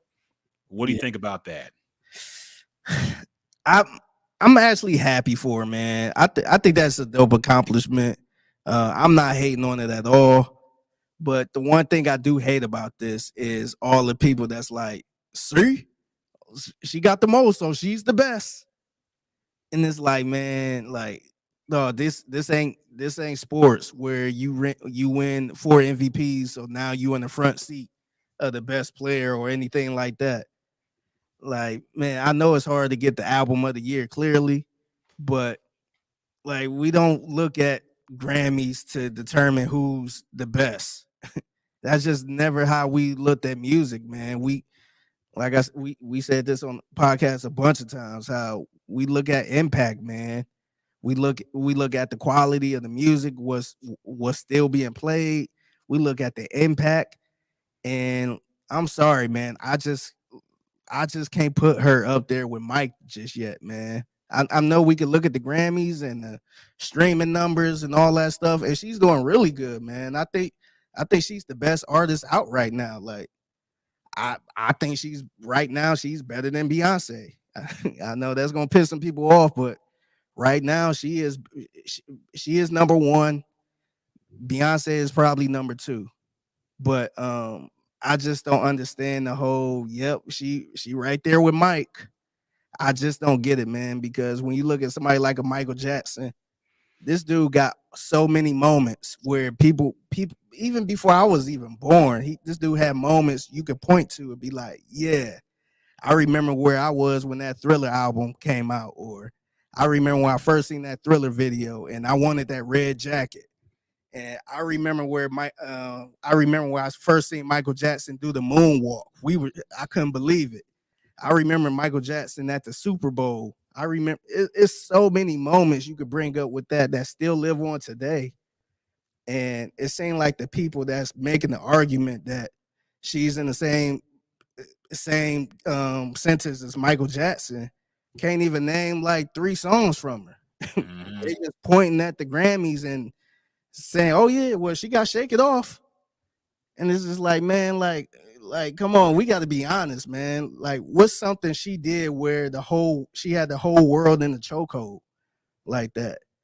And I don't know. That's the part that bothered me when she won that album of the year. I just knew stuff like that was coming. So that's the part I kind of hated about it. But overall, man, I think it's dope, man. Look, I'm not really I wouldn't say I'm a Swiftie, but I kind of enjoy watching Taylor Swift, man. I feel like she's not really hurting nobody.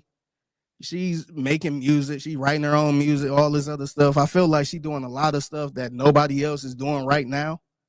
So I salute her, man. I don't think her music is bad, but I just get offended when people just say, "Yep, she up there with Michael. She up there with Michael Jackson." How many Grammys do Michael Jackson have? And it's just like, man, like, was y'all outside during that time?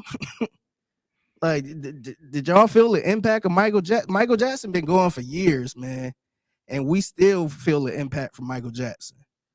I just don't like. I just feel like Taylor. I just feel like Taylor.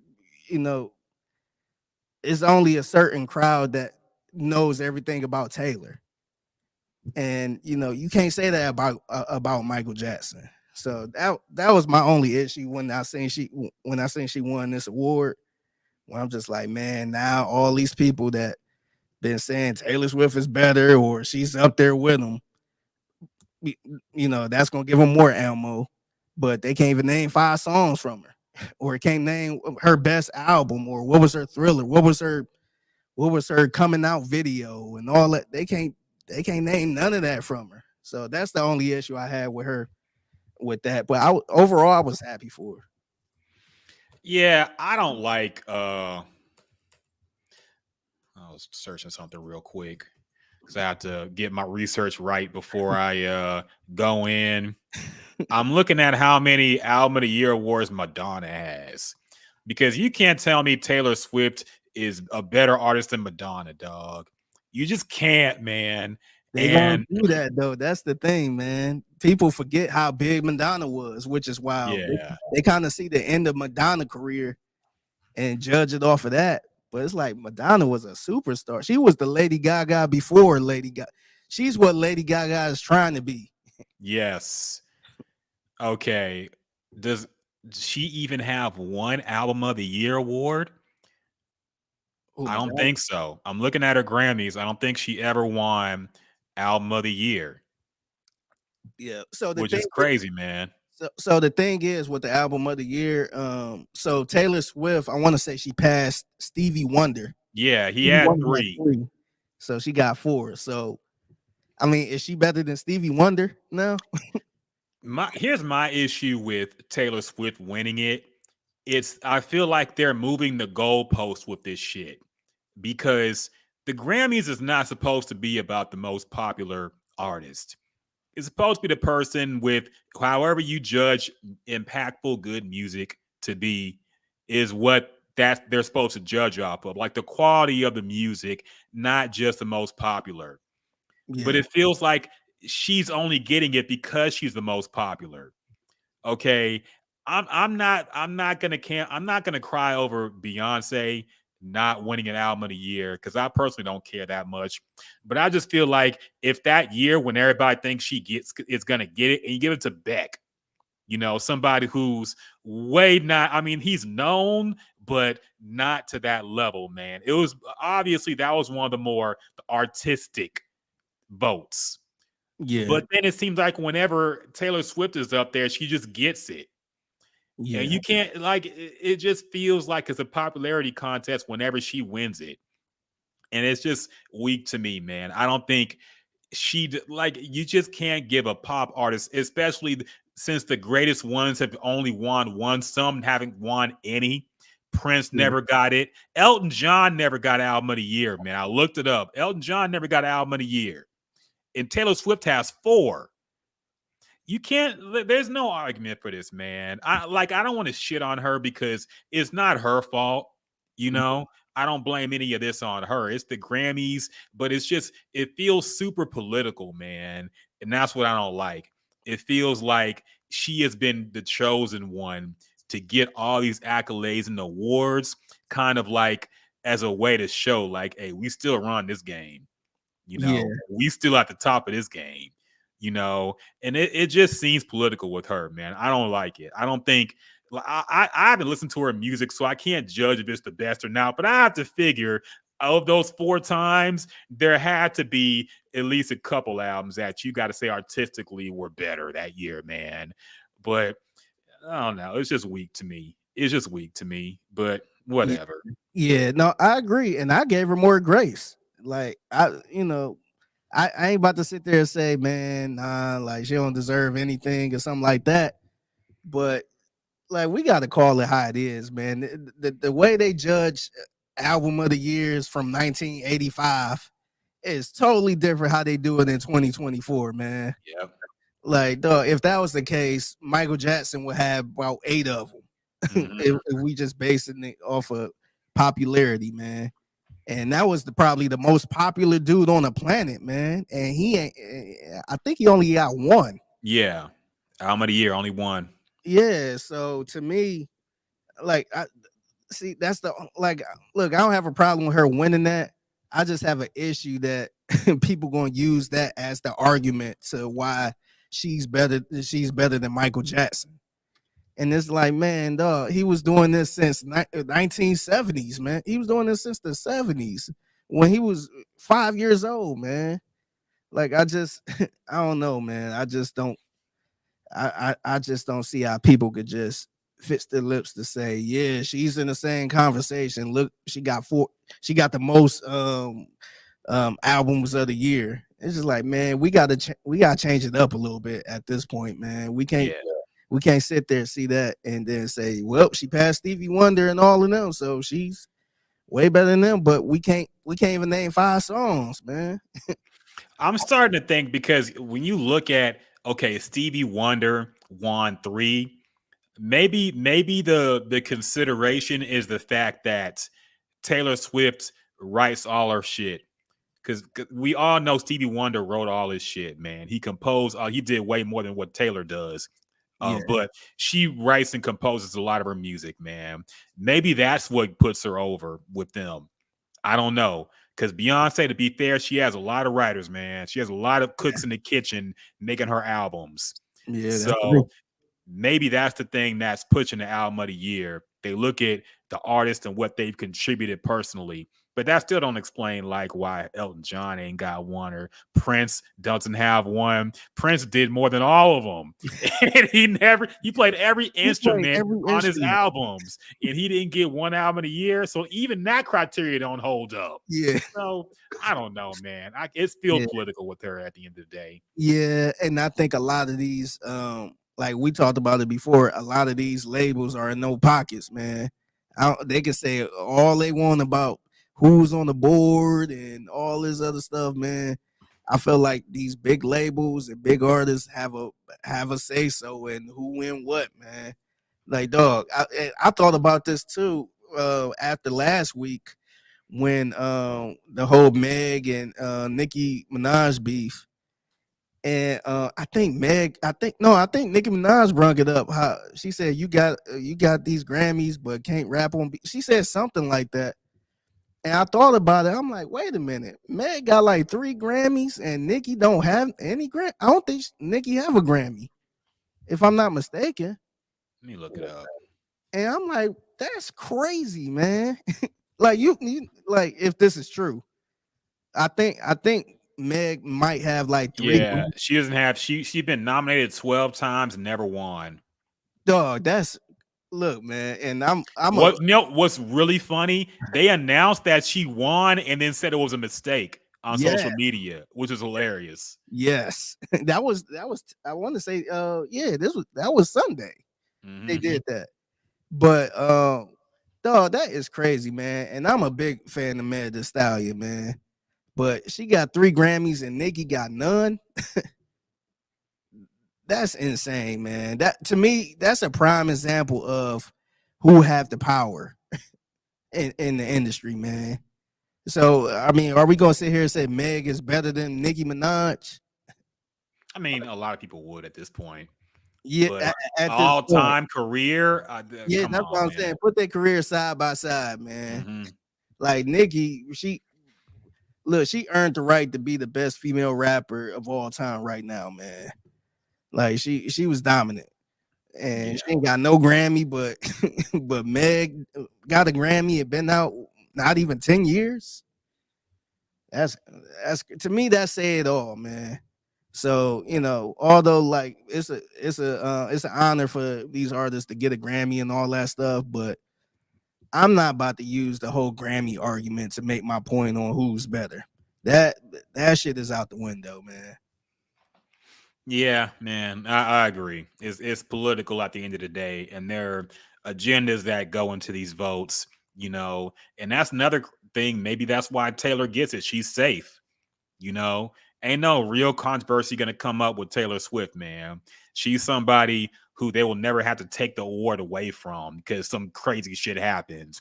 So that's a very safe artist. Same thing with Stevie Wonder, man. You knew Stevie Wonder, like, I'm not saying it in a bad way, but he's a safe pick to give album of the year 3 times to. you Yeah, know.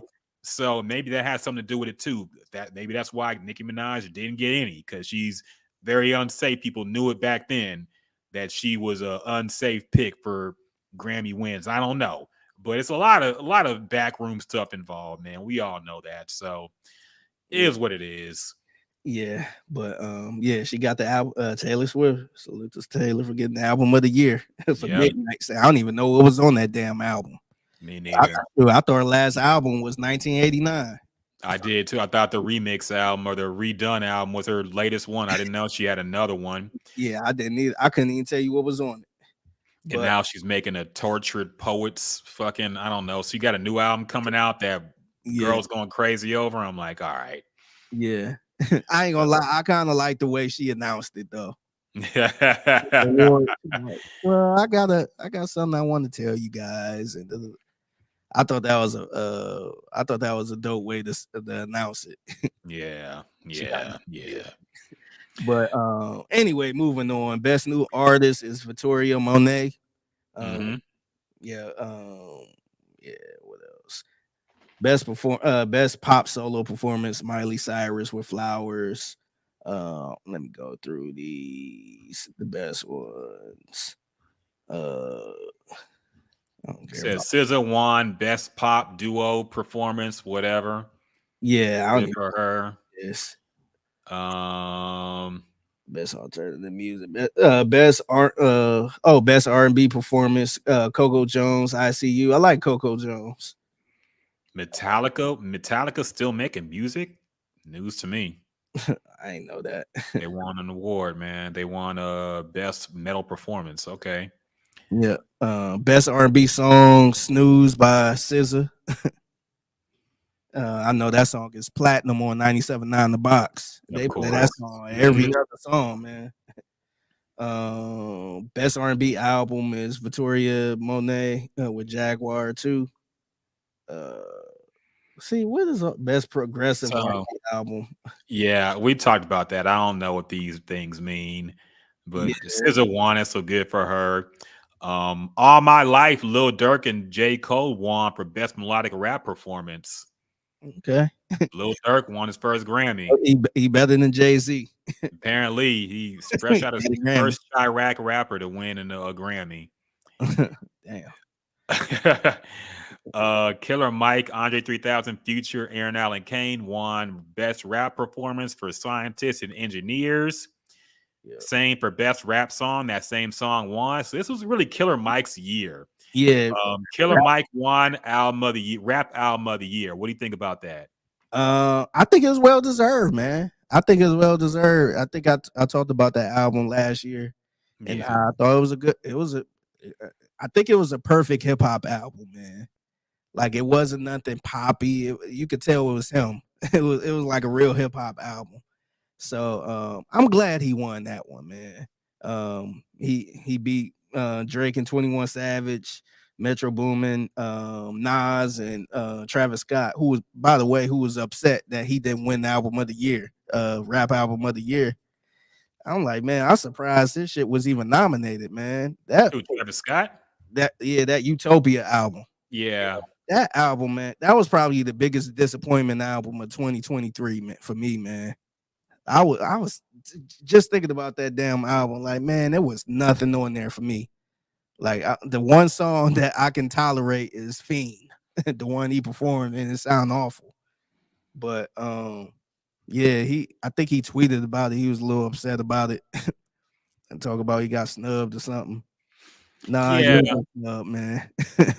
Yeah, like, look, man, and I saw people like talk about who's Killer Mike, who's y'all people shouldn't be watching the Grammys, man. All right, if these are what the things you care about is, I never heard a Killer Mike song in my life. How'd he win Album of the Year? If your criteria is popularity, which I know I'm being a hypocrite because Taylor Swift just winning for popularity, it seems like, but it's supposed to not be about that, man. In any rap album where a rapper is actually talking about something and gonna be lyrical, it's gonna win that over mumble rap. All right, man, let's be real. Travis Scott ain't got no chance of winning this award as a rapper. Okay, he might win a song or he might get a hot song that gets an award, but album, Yeah, him, I mean, unless nobody else drops anything, I don't see how he's gonna win that award, man. It's just not gonna happen over, let's say, a Nas drops or a Killer Mike or anybody drops. They're gonna win it over him, man. yeah, no, 100%. And And Drake, I don't think he even submits his albums anymore, so he's not gonna win yeah, that. So I think he said something a little. He said something about the Grammys too. yeah. Yeah, so look, I think out of all of these awards, I think that one was well deserved, man. I was actually happy it worked out like that because I could have seen this going to King's Disease 3, Yeah. but But he won last year, didn't he? last I year or know. 2 years ago. Yeah. One of the One King's of the Disease albums won. So yeah, yeah. yeah, but I could see it going to that. I didn't see it going to Drake at all. Drake and 21 Savage album. But yeah, Utopia, nah, that's I'm a Travis Scott fan. Mhm. That album was not it, man. Like I took maybe one song from that album, one in Impossible. So yeah, man, salute to Killer Mike, man, who ended up getting arrested. Yeah, did we ever find out why he got arrested? So I think they arrested him because he like shoved the security guard or something. Oh, okay. Yeah, so afterwards they came and got him. But I think everything fine. I think he did an interview afterwards and all that stuff. I think he good though. But real quick to your point, you brought up how people always bring up the who is Killer Mike and who play. We got to stop that, man. I think it's a section of social media that do that on purpose, man. Mhm. Because why is it always who is this person? I never heard nobody say put on Killer Mike. It's that section of social media that always come out whenever somebody wins something. Mhm. It's like, man, that's half of the artists I hear on the Grammys, man. Like every time somebody win, I'm like, I don't know who that is. Like the dude who won album of the year last year. I think it's something Batista. It some black pop star, pop singer or R&B Yeah, singer. Batiste or something. Yeah. Yeah, I didn't know who the hell he was. I was shocked he won. Yeah. I never heard of him, but I ain't sitting there saying, "Oh, I never heard nobody say put Batista on." It's just like, all right, man. If you never heard this person, check his music out because that's what kind of messed up Chris Brown when Yeah, that was really annoying too. He's yeah, like, about who's Robert Glasper? Like, man, there's certain things you shouldn't brag about not knowing, man.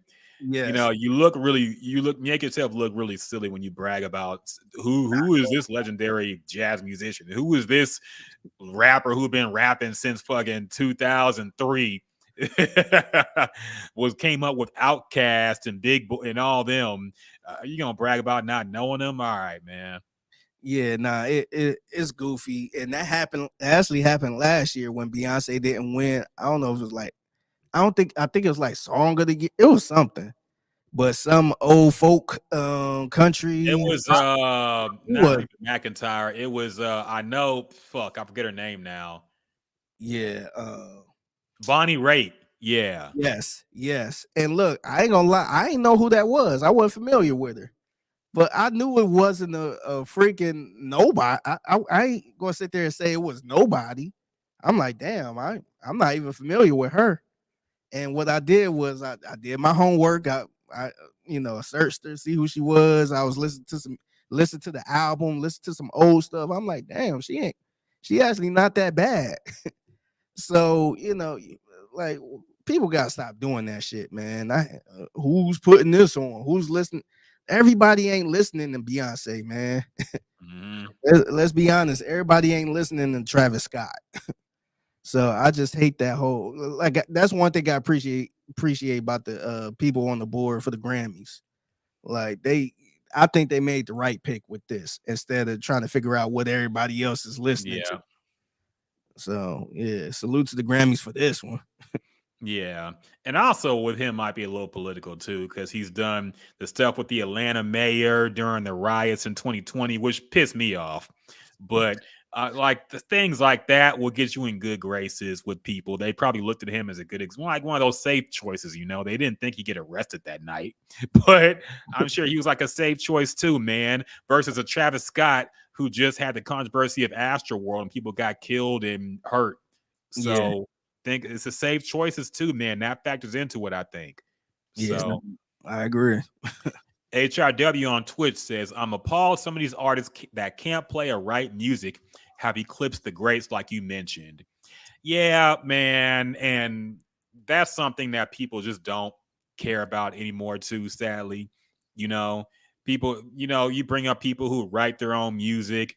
Like in the battle of Taylor Swift and Beyonce, when you bring up like, damn, Taylor writes her own shit and Beyonce has like 50 writers on a song, people be like, who cares? Yeah. you know, they don't care about that shit anymore, man. So Mhm. it's people don't care about. We learned when the whole ghostwriting Drake thing happened. People don't care about that anymore, man. They don't care about people writing their own songs, composing their own songs. It's a popularity contest, man. That's all it is. Yeah, that stuff don't matter. And that was kind of a big deal, even with Michael Jackson and Prince. Yeah. Because I remember a lot of people saying, they like Prince because he play his own instruments. That was like the number one thing people had over Mike was, hey, he play his own stuff. He ain't like Michael. For some reason, people think when somebody writes your music and all that stuff, they think the other person just not doing the damn thing. Mhm. And they just come in and just read what they wrote. And I think it's a little more difficult than that, than Yeah. just coming in and reading the script. But yeah, a lot of people kept saying, yeah, man, Prince, he plays his own music, he plays his own instruments, write his own music, all that stuff. That was always the pro to I guess Prince over Michael Jackson. Yeah. So like that stuff do not even matter anymore, man. I don't even know if it's a plus that because the only person I hear that keep bringing it up is Nicki Minaj. Mhm. Like keep bringing it up, like I write my own raps and all this other stuff, but I feel like nobody cares, man. I don't feel like nobody gonna side with Nicki because she write her own raps over another artist. I just think people don't give a damn now. Yeah, and even she's selective when she uses that argument because when she can't fight back with sales, she goes to I write my own stuff. But then when it's somebody like a Megan or a Remy Ma, what who writes their, we know they write their own raps. It comes to sales. Yeah, I sell more, so now I'm better. or So I own okay, my own masters. yeah, exactly. So even she's picky, but nobody cares about that anymore. It's all about the hits and the popularity contest in general. Mhm. I think that's about all the awards we care about.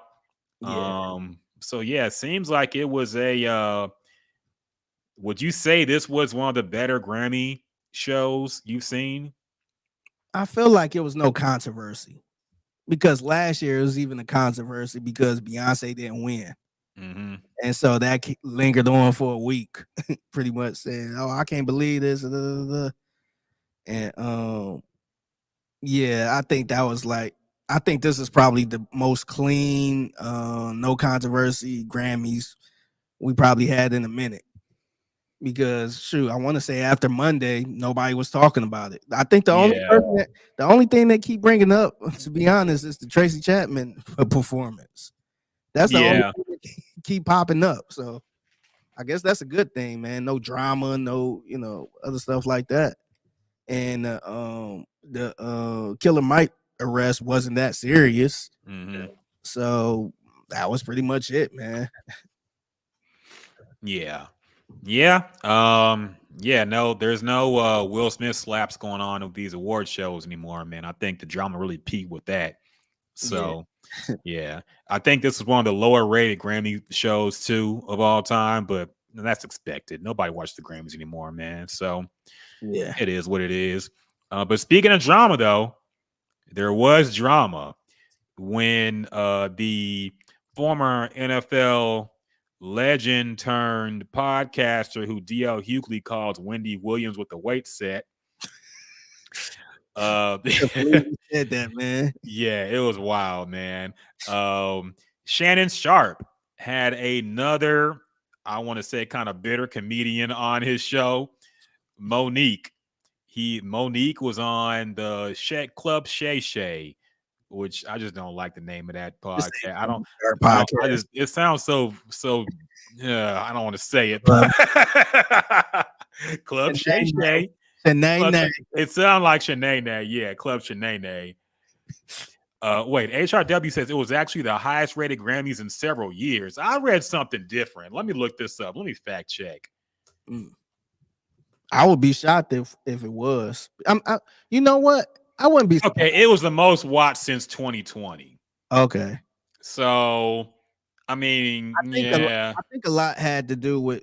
Honestly, I think a lot had to do with Tracy Chapman. I ain't trying to crown her as the god, but Tracy Chapman been like she haven't performed in years, man.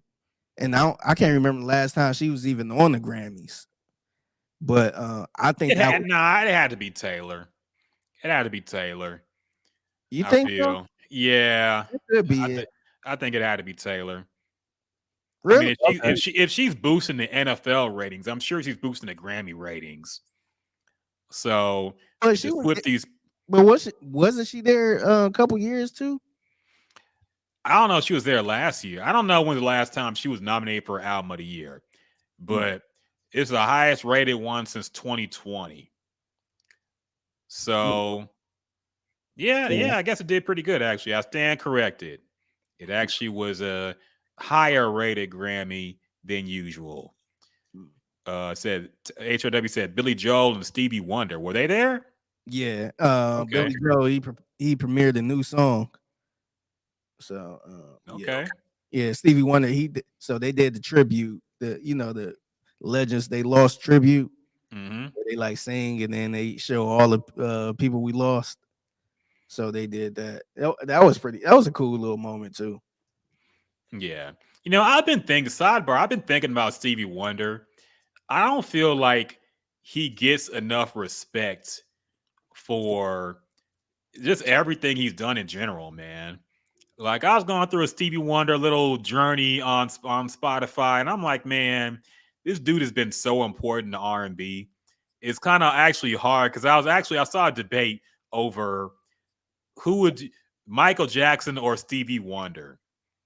Like if one had to go.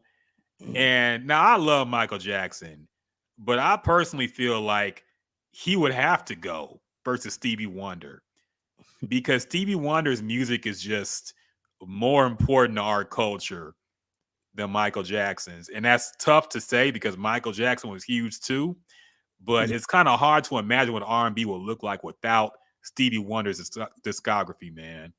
Yeah. So yeah, I think he helped shape R&B to what it was, especially in the 80s and stuff like that. He had a big part in that. Yeah, and all the Motown, like all the stuff he did in the '60s, man. You just all those songs he wrote for people. Yeah, I just feel like because he's alive, and the biggest thing you see about Stevie Wonder is the jokes about him not being blind. You yeah. know, I was there's a gonna lot of clowning going on because he's still alive, but when he passes, people are gonna really understand how impactful he is, man. There's been no movie about him. I think he deserves a movie. You know, yeah, 100%. so yeah, I don't know, man. I feel like I don't want to say he's underrated because, of course, he's won all these awards and gotten a lot of accolades. But in terms of how we talk about him, I don't think we really appreciate him enough. He's underappreciated. Yeah, I think so. Yeah. Do you think he's blind?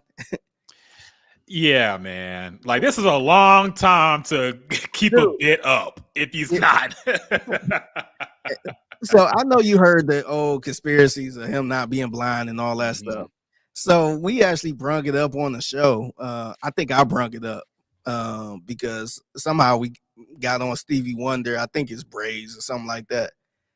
And I made the comment like, man, I don't know if he's blind. I feel like he's not really blind. And I kind of stated a little sorry case. Like, I feel like he was probably blind, early on. He was born blind. But I wouldn't be surprised if he wasn't blind, but he just kind of kept the stick up because that's his brand.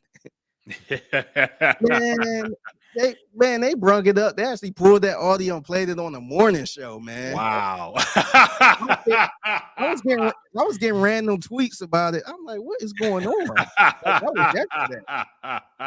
So I guess they never heard of that. I guess they never heard those conspiracies before about him, people thinking he's not really blind.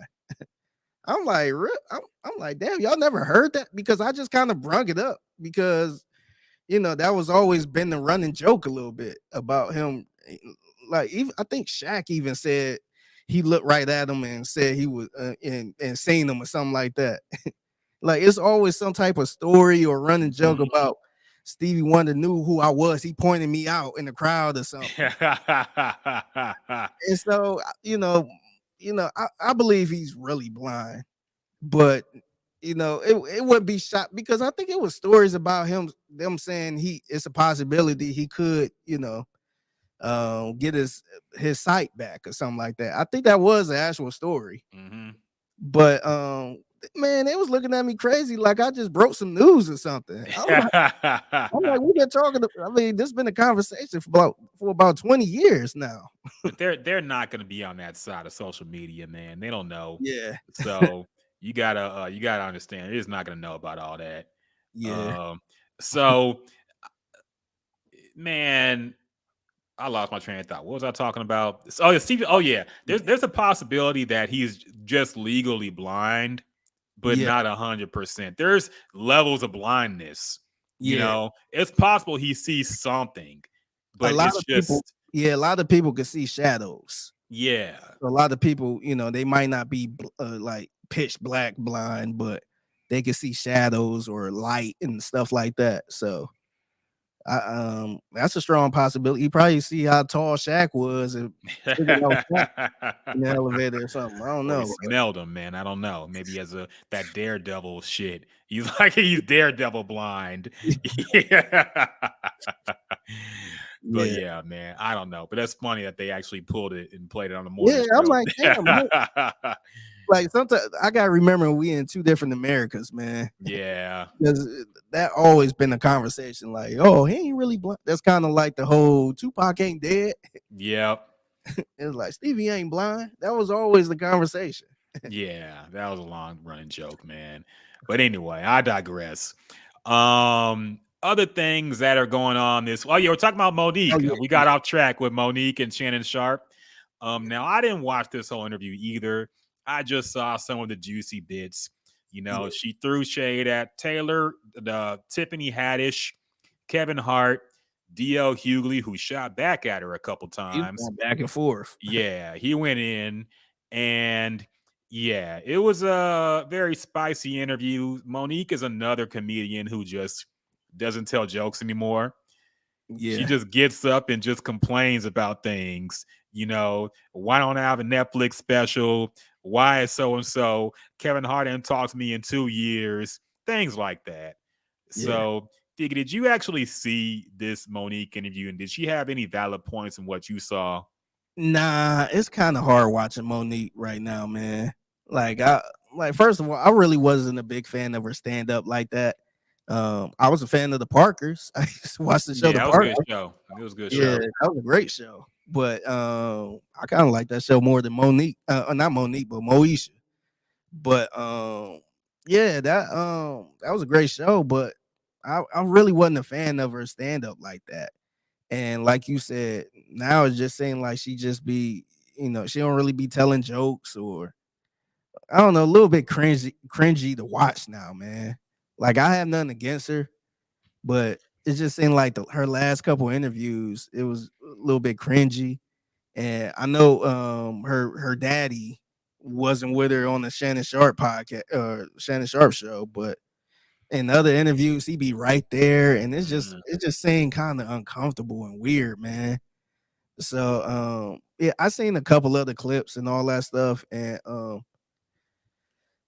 don't know, man. It just seemed like I don't because I guess her argument is a lot of people was trying to get rid of her and blackball her and all that stuff.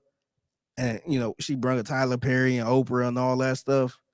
But after a while, man, like sometimes you got to sit back and think, like, why are they trying to do this to Monique out of all people? I know she won an Oscar, or yeah, I think she won an Oscar. Yeah. Yeah, she won an Oscar for during that movie Precious. Yeah. But sometimes you got to sit back and like, why are they really trying to blackball her? Like, why are all of these people trying to get rid of her? And sometimes, you could point the finger at everybody, but I be thinking like, what are you doing? Like, what is this something you're doing? And maybe she could be right. I don't know, but to me, when a whole group of people is trying to, don't want to work with you, and there's always some type of issue, and you going on all these shows, pretty much naming 10 different people on why you don't like them, I feel like you should look at yourself like, damn, is it me? Because I feel like that's kind of natural. If if you personally feel like people don't want to be around you for some reason, you kind of think like, damn, do I stink or am I irritating? You kind of start thinking of stuff like that. But it seemed like she's not really doing that. She just kind of just saying everybody wrong and I'm right. And I don't know, it just don't seem right. DL Hughley, to me, I know he has some stuff in the past too, but for the most part, it seemed like he been kind of solid. So yeah, you don't really hear a bunch of stories about I guess people being upset with him. So I mean, if I had to choose a side, I guess by default I would choose DL because it seemed like he don't really be in a whole bunch of drama with other comedians and stuff like that. And Monique, this is the same story. I mean, she been doing this for the last couple years now. So this ain't nothing new. It's just now it's just DL has just been clapping back at it. Yeah, yeah. Whenever people bring up the blackballed and I'm too real, and the only reason I'm not in more things is because I don't suck dick or do whatever. Whenever people bring that type of thing up, I roll my eyes, man. Because now, look, yes, Hollywood, I'm sure is political, like every industry. It's all about who you know, connections. But I feel like when you're at a certain level, the only way you can really get blackballed is to be labeled as somebody who's difficult to work with. Yeah. And Cat Williams and Monique are people who have been labeled as difficult to work with, man. It's not about them, being treated unfairly necessarily. Yes, that probably did happen. Everybody gets the short end of the stick sometimes. But in general, when you see people who have been successful for a long time, like a Kevin Hart, man. All right. Kevin Hart, by all accounts, is very easy to work with. He's very professional, shows up on time, is about his business. And that's the biggest advantage you can have in an industry like Hollywood, man. Yeah. Is he the funniest? No. But is he if you hire him, is he going to do his job professionally? Yeah. So they're going to pick him over a Cat Williams who's blown up at people. We've seen him get into fights in high schools, man, get choked out by kids. He has all these anger issues. Like, do you really think people are going to hire somebody like a Cat Williams over a Kevin Hart when they're trying to get a movie made, man? Yeah. You know, and Monique's the same way. She's been labeled as difficult to work with. So they're not going to have the careers. Even like I said, look, an Oscar should get you pretty far, okay, in the industry. And the fact that she wasn't able to capitalize off of that says a lot about her, man. And whoever's managing her or whatever she's doing behind the scenes, exactly. That's their problem. They got to figure out why she didn't get to get more off of that. Yeah, and I felt like she did have opportunities. She had her own night show. She had a night show on BT. And that was kind of a big deal during that time. And I don't know what happened, man. I guess I don't know. She was in other stuff too after Precious. She had other opportunities, but yeah, just kind of it was I guess it ended up being a train wreck. Yeah, but yeah, she just and I don't like to disrespect nobody's significant other or nothing like that.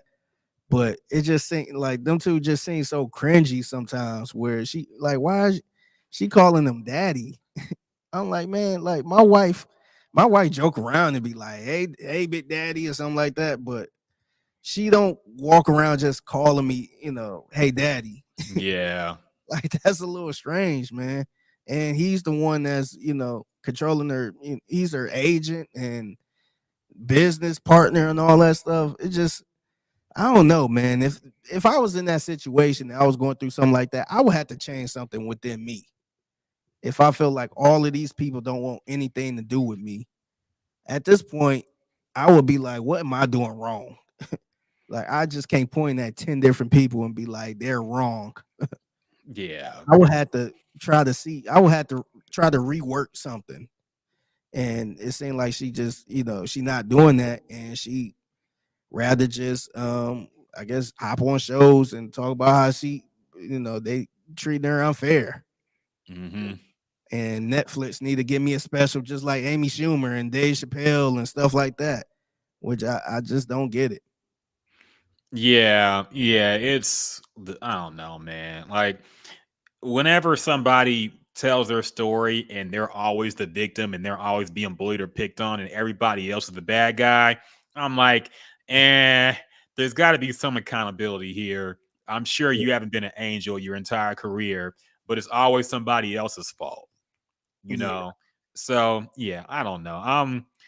I kind of hope Shannon Sharp pivots away from this type of thing. I know it's getting him views, but I don't think it's a good look for him. Yeah, I don't like that look for him either, man. Like the one thing you could tell the Cat Williams thing was organic because he had no clue that was happening. Yeah, like you could tell they kind of threw him off a little bit because shoot, Cat Williams wouldn't even let him talk. But I don't want to get to that point where he bringing on comedians to air out everybody else and all that stuff, man. That's not leave that for Tasha K and people like that, man. Yeah. Shannon Sharp, I don't think he deserved that type of stuff, man. He shouldn't put himself in that category at all. Yeah, no, I agree, man. You don't want to be known for stuff like that, especially like I said in the Cat Williams interview, how he wants to get people on his podcast, Like, this is the second time Kevin Hart's been shitted on the podcast. Is he going to get Kevin Hart now at this point?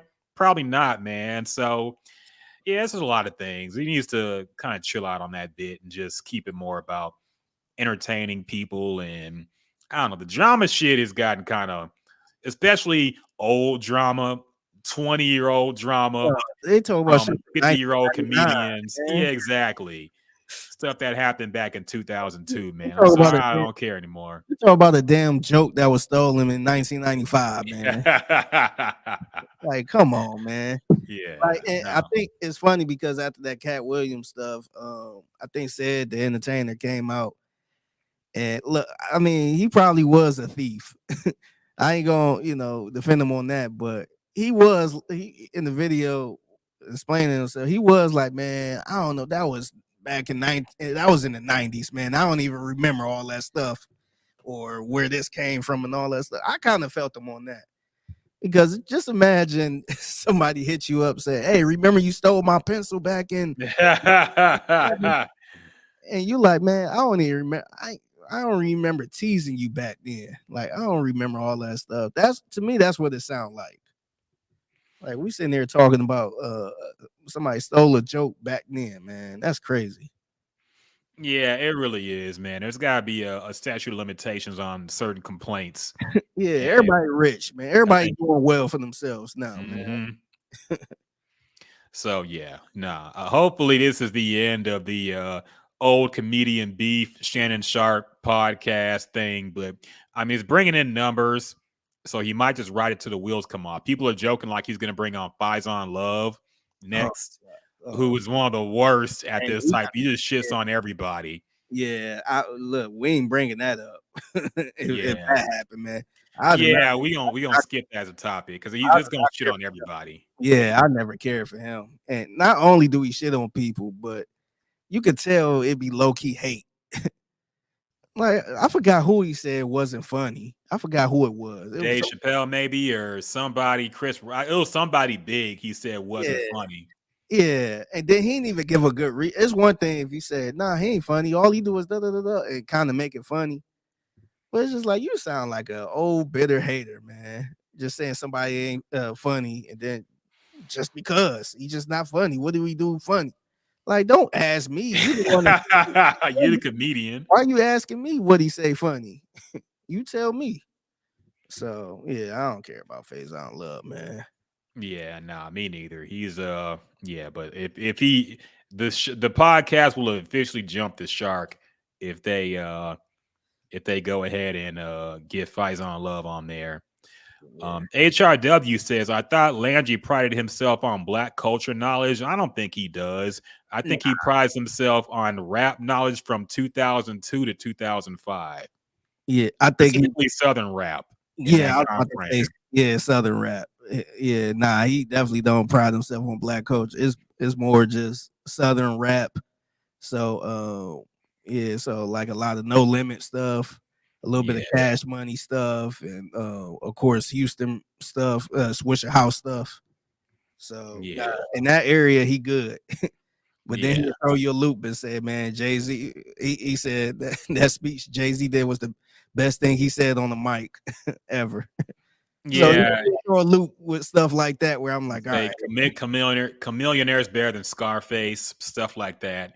Where it's like, okay, man. Like, all right, man. So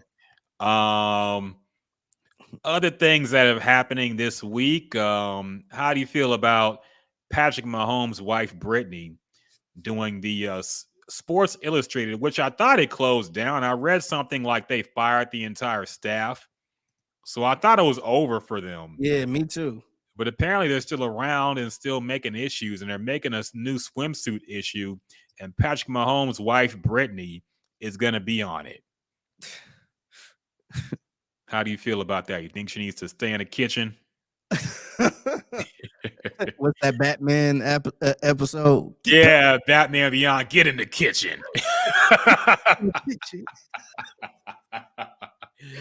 Hey, that thing always cracks me up now. It does. Like her face, his face and her face when he says that. She looks so pathetic, man. I can't even believe that was a cartoon, man.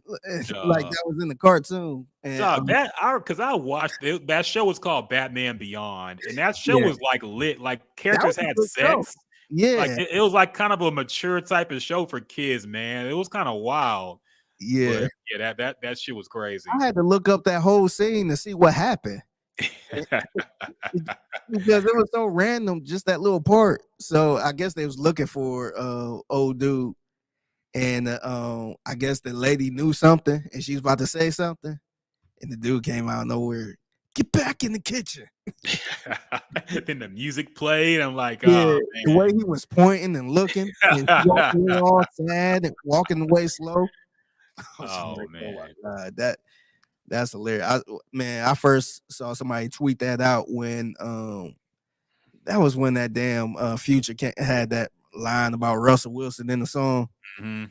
And some girl gonna say yeah, he talking all that, but he don't want to get tackled by Russell Wilson or said something like that. Some dude tweeted that bitch. Yeah, that shit's classic, man. Yeah, but this I don't know, man. Brittany Mahomes, uh, I guess it's cool. I wonder why they doing this. I wonder if they just trying to get close to the Chiefs as possible, because the Chiefs kind of I guess in a good space because of Taylor Swift. So they're like, oh, let's get somebody that's close to Taylor Swift, kind of, and let's put her on this swimsuit thing or something like that, because it seemed like Britney is not really in the spotlight like that. She kind of there, but it seemed like she not really, like, I don't know. She ain't Savannah James or nothing, because at least Savannah James, she kind of got her own brand a little bit. But I don't know why they picked her. Yeah, I don't know, man. I think it was just to get people talking Yeah, and get the debates going. is she like a hot person where it's like, oh shit, he got a flaming hot wife. We need I to mean, put her she on. definitely ain't a Kate Upton. So That's yeah. yeah, nah. I mean, I ain't trying to look at her like that, but I gotta play this video, man. Oh, yeah. You're safe. You know what I'm saying? You can leave your sister here naked next to the ribs, and niggas will pick up them ribs first. You're safe. You know what I'm saying? You can leave your sister here naked next to the ribs, and niggas will pick up them ribs first. I mean, honestly, that's the truth. Dog, man, how disrespectful is that, man? to say like your girl could be laying here naked next to them ribs, and Yeah, niggas got the ribs first. Yep. Man, I would be so pissed off if somebody said that about mine. Yeah, man. Yeah, it's rough. That was rough, man. I'm like, Her I can. her and RG3's wife that he be pumping up all the time. Who do you think is more attractive between RG3's wife and Patrick Mahomes' wife? And death is not an option. Yeah, and the ribs ain't an option. You can't go to the ribs. You got to pick one. Man, let me see what RG3 wife looks. Yeah, I gotta look again too. Man, I know he has a goofy ass. it's I mean, she's not bad. I would Very basic. Yeah, Very basic. I would roll with her before. Yeah. Yeah, well, I kind of see a picture with no makeup. Yeah, no, I've noticed every good picture I see has been like photoshopped. Yeah, But I don't think she's bad, man. I mean, she's like when you think of the word Becky, like I think her like that. She's a perfect description of that. yeah, this is a typical white girl. Yeah, like I feel like you could find one of those in the Galleria Mall. yeah. Like she's not exclusive. It's not like Beyonce or something like that. Yeah. Where you'll never find somebody like that. Now look up Patrick Mahomes' wife. We have to compare and contrast.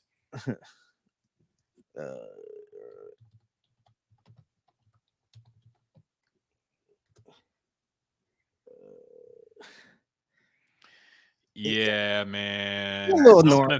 Look, yeah, I don't like judging people on things they can't help, but the nose is the problem with her. She got that Triple H nose, man. Like, that's the issue with her, man. I just can't get down with that. Yeah, nah. See, now the one thing I will say is it seems like she's not. I feel like she's not trying to be a model or anything. I feel like she's just like a normal person. Yeah. her husband just or her boyfriend slash husband just so happened to be Patrick Mahomes, so she like thrown in the spotlight more. But it wasn't because I think they were together since they was in middle school, so it wasn't like he picked the baddest girl in the club. Mm-hmm. So she probably a homebody and all that stuff. So like, look, if the love was that long ago, like I'm not about to judge Yeah. that. I mean, whenever somebody is with the person that they came up with, I can't knock it. Same with Savannah, man. Could LeBron have a better looking girl? Yeah, of course he could. But it's very important to have somebody who was there when you ain't have shit, Yeah, or at least weren't at the level you are now. yeah, Because yeah, you only gonna find a hoe after you get money. yeah. But see the part that's getting me though with Brittany Mahomes is what made them put her on the Sports Illustrated swimsuit edition. Yeah, I don't But know. I don't get like it's understandable if he met a supermodel or something like that and she get on the cover, but I don't know. That's the part that confuses me. So that's why I wonder they just doing it for clout because she probably closer to Taylor Swift now. And Yeah. it's And just that's the thing. I think it's a Taylor Swift effect plus the fact that they're in the Super Bowl. yeah, All this stuff, they're trying to ride the wave with this announcement, man. yeah, probably ride the wave with just Kansas City Chiefs because Yeah. it's a popular team now because of the Swifties.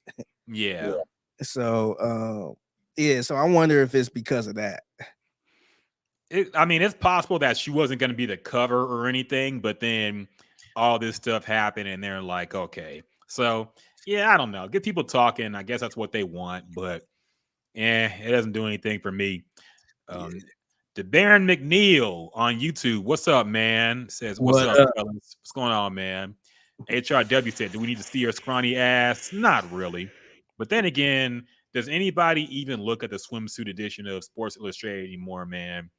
Nah, It used to be like low key porn back in the day when we couldn't just access porn at any time. I was the You closest know, to it. Yeah. yeah, they had like see-through bikinis and you could see like areola. And now would be, the closest you could get because you couldn't get no Playboy magazine when you was a kid. Nah. You gotta hope your dad got a subscription and get the Yeah. swimsuit edition. Yeah, you And got to look under the mattress. yeah, man. That's how you had to get it back in the day. And HRW also says that's the only reason I forgive Mahomes because she was a day one. Yeah, you got her. Same thing with the Aisha Curry, man. That whenever somebody hooks up with a day one, I can't knock it. I can't say somebody look. People been talking about Giannis's wife too in a nasty way. I've noticed, and it's like, come on, man. I seen that, man. I thought she looked all right, man. I mean, could he have the baddest chick in the world? Yeah, he could probably get any Instagram model he want. But she ain't look bad, man. I didn't get that, man. I know they was talking about her nose too, but I don't know, man. People weird, man. That's why I don't put my wife. That's why I don't put my wife on social media. That's why I don't like push her on social media, nothing like that. And she ain't even that type of person that just be all on. She just like to watch reels and shit like that. She don't be on there trying to start nothing.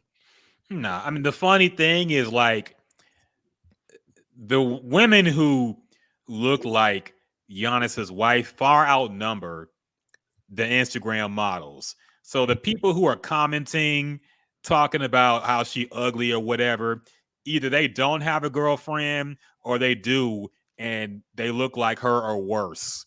Okay. It ain't like these people are hooking up with these Instagram models, man. All right.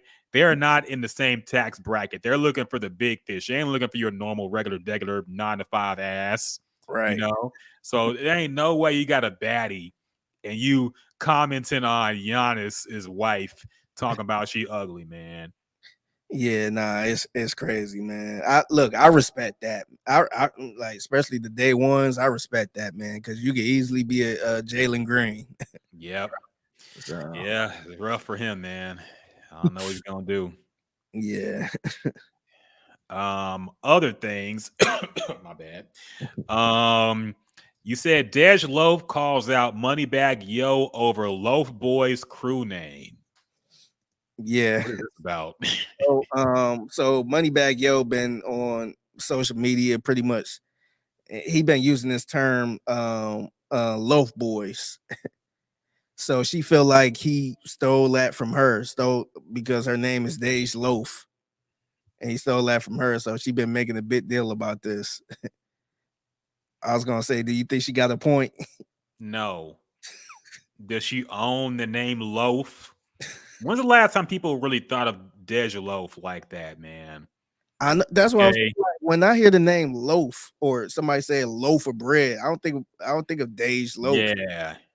Like, Yeah, I don't know what I you're talking about, man. seen this. I did not think of Dej Loaf. So she was kind of going off on it.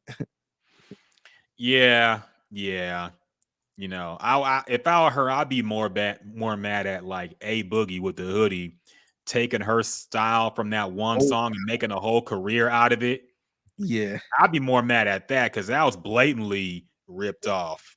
Yeah. But this, you can't. Nah, ain't no copyright on the fucking regular ass word loaf. All right. Yeah. That's being silly. Come on, Dej.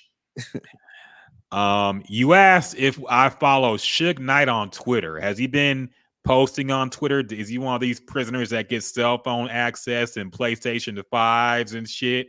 He's been posting on Twitter. So this is the thing. So his account been popping up a lot on my timeline.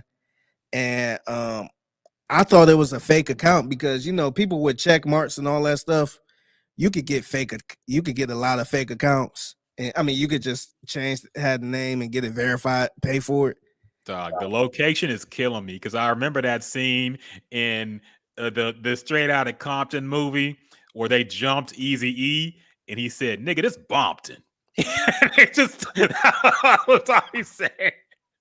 Like, nigga, this Bompton. His location says Bompton, California on the thing. So yeah, okay. This is Suge Knight's Twitter account. Yeah, I guess this is his real because a lot of publications been picking his stuff up because apparently he been beefing with Snoop Dogg. Yeah, for a long time now. Yeah. So so he just been tweeting a lot of stuff like where's this energy at in 2024, and he posted a picture. I guess this is a picture of his wife. He said, you pray for me, Snoop Dogg. Okay, I pray for your wife to start going to Hawaii with other men. Damn. So he just been kind of going back and forth with like just posting random stuff, talking like a lot of stuff about a lot of people. And I'm like, is this his real account? Like, because I thought he was in jail. But this dude be talking, he be talking a lot of spice on here, man. So I wasn't sure because it seemed like nobody is really I see more people talking about it now, but at one point I felt like nobody's really talking about it like that. And I'm like, this must be, I thought it was a parody account. But apparently I guess he is on Twitter in jail, or either somebody running his account. Honestly, this sounds like how Suge Knight talks. So I wouldn't be surprised if it is he's actually making these tweets because it sounds like the shit he says. I was watching a random interview where he was talking shit about Dr. Dre again, and he said something like, one day Dr. Dre came to me and he said, "Suge Knight, I want to be white." And he said, "I can't make you white. You could marry a white woman and have a white maybe mixed kids, but I can't make you a white man." And he's like, you know what Dr. Dre did next? He got himself a white wife and had kids. So like Snoop Dogg, Suge Knight just says anything. He's been going to war with Snoop Dogg since like fucking the end of Death Row when he left, man. Like this beef has been going on for 20 plus years at this rate. So I'm not surprised. This is probably him. It sounds like stuff he would say. Just look at these random ass tweets. Yeah. Trevor Lane, Trayvon Lane whispering in Tupac's ear in MGM in Las Vegas. Dang, okay, man. And then look, just all this random ass shit. That's why I'm just like, is this real? Dog, he has a podcast, man. He has a podcast with like I want to say TMZ or something. So if he's doing a podcast from jail, I'm sure he could do Twitter from jail. Yeah, I know he had a podcast. Yeah, he had a podcast. I don't know how far it is. I just saw a trailer for it, but he had a podcast where he's talking all kinds of shit. Let me look it up to see. Yeah, and then look, this is something else that this one kind of went viral. He said Andre Harrell, P. Diddy, and Russell Simmons were all lovers. Oh damn! So I'm just like, yeah, he's always calling people gay too. That's another thing. Yeah. Okay, he's been on some podcasts. I see he was on one 5 days ago. It's the Collect Call with Suge Knight. It's a podcast. Collect Call with Suge Knight features raw and unfiltered conversations between the incarcerated legendary founder of Death Row Records and some of hip hop's most influential figures, past, present, and future. So yeah, he has a podcast that started in October of last year and is still going.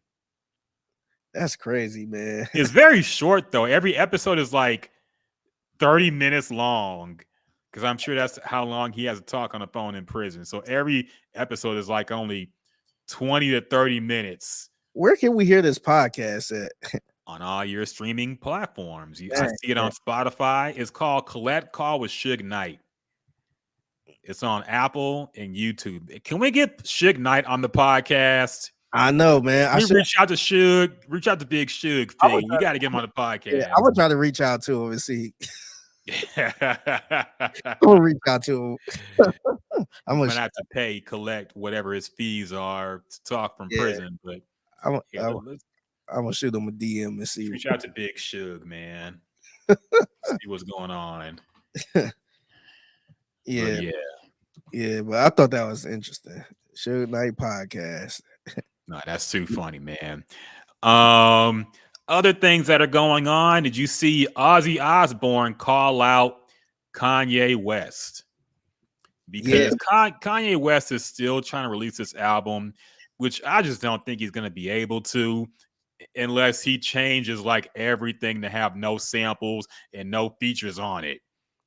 Because he has been teasing this album. He released track lists, and apparently he's obviously having trouble clearing samples, clearing features because of what he said and done in the past few months. Especially the anti-Semitic stuff.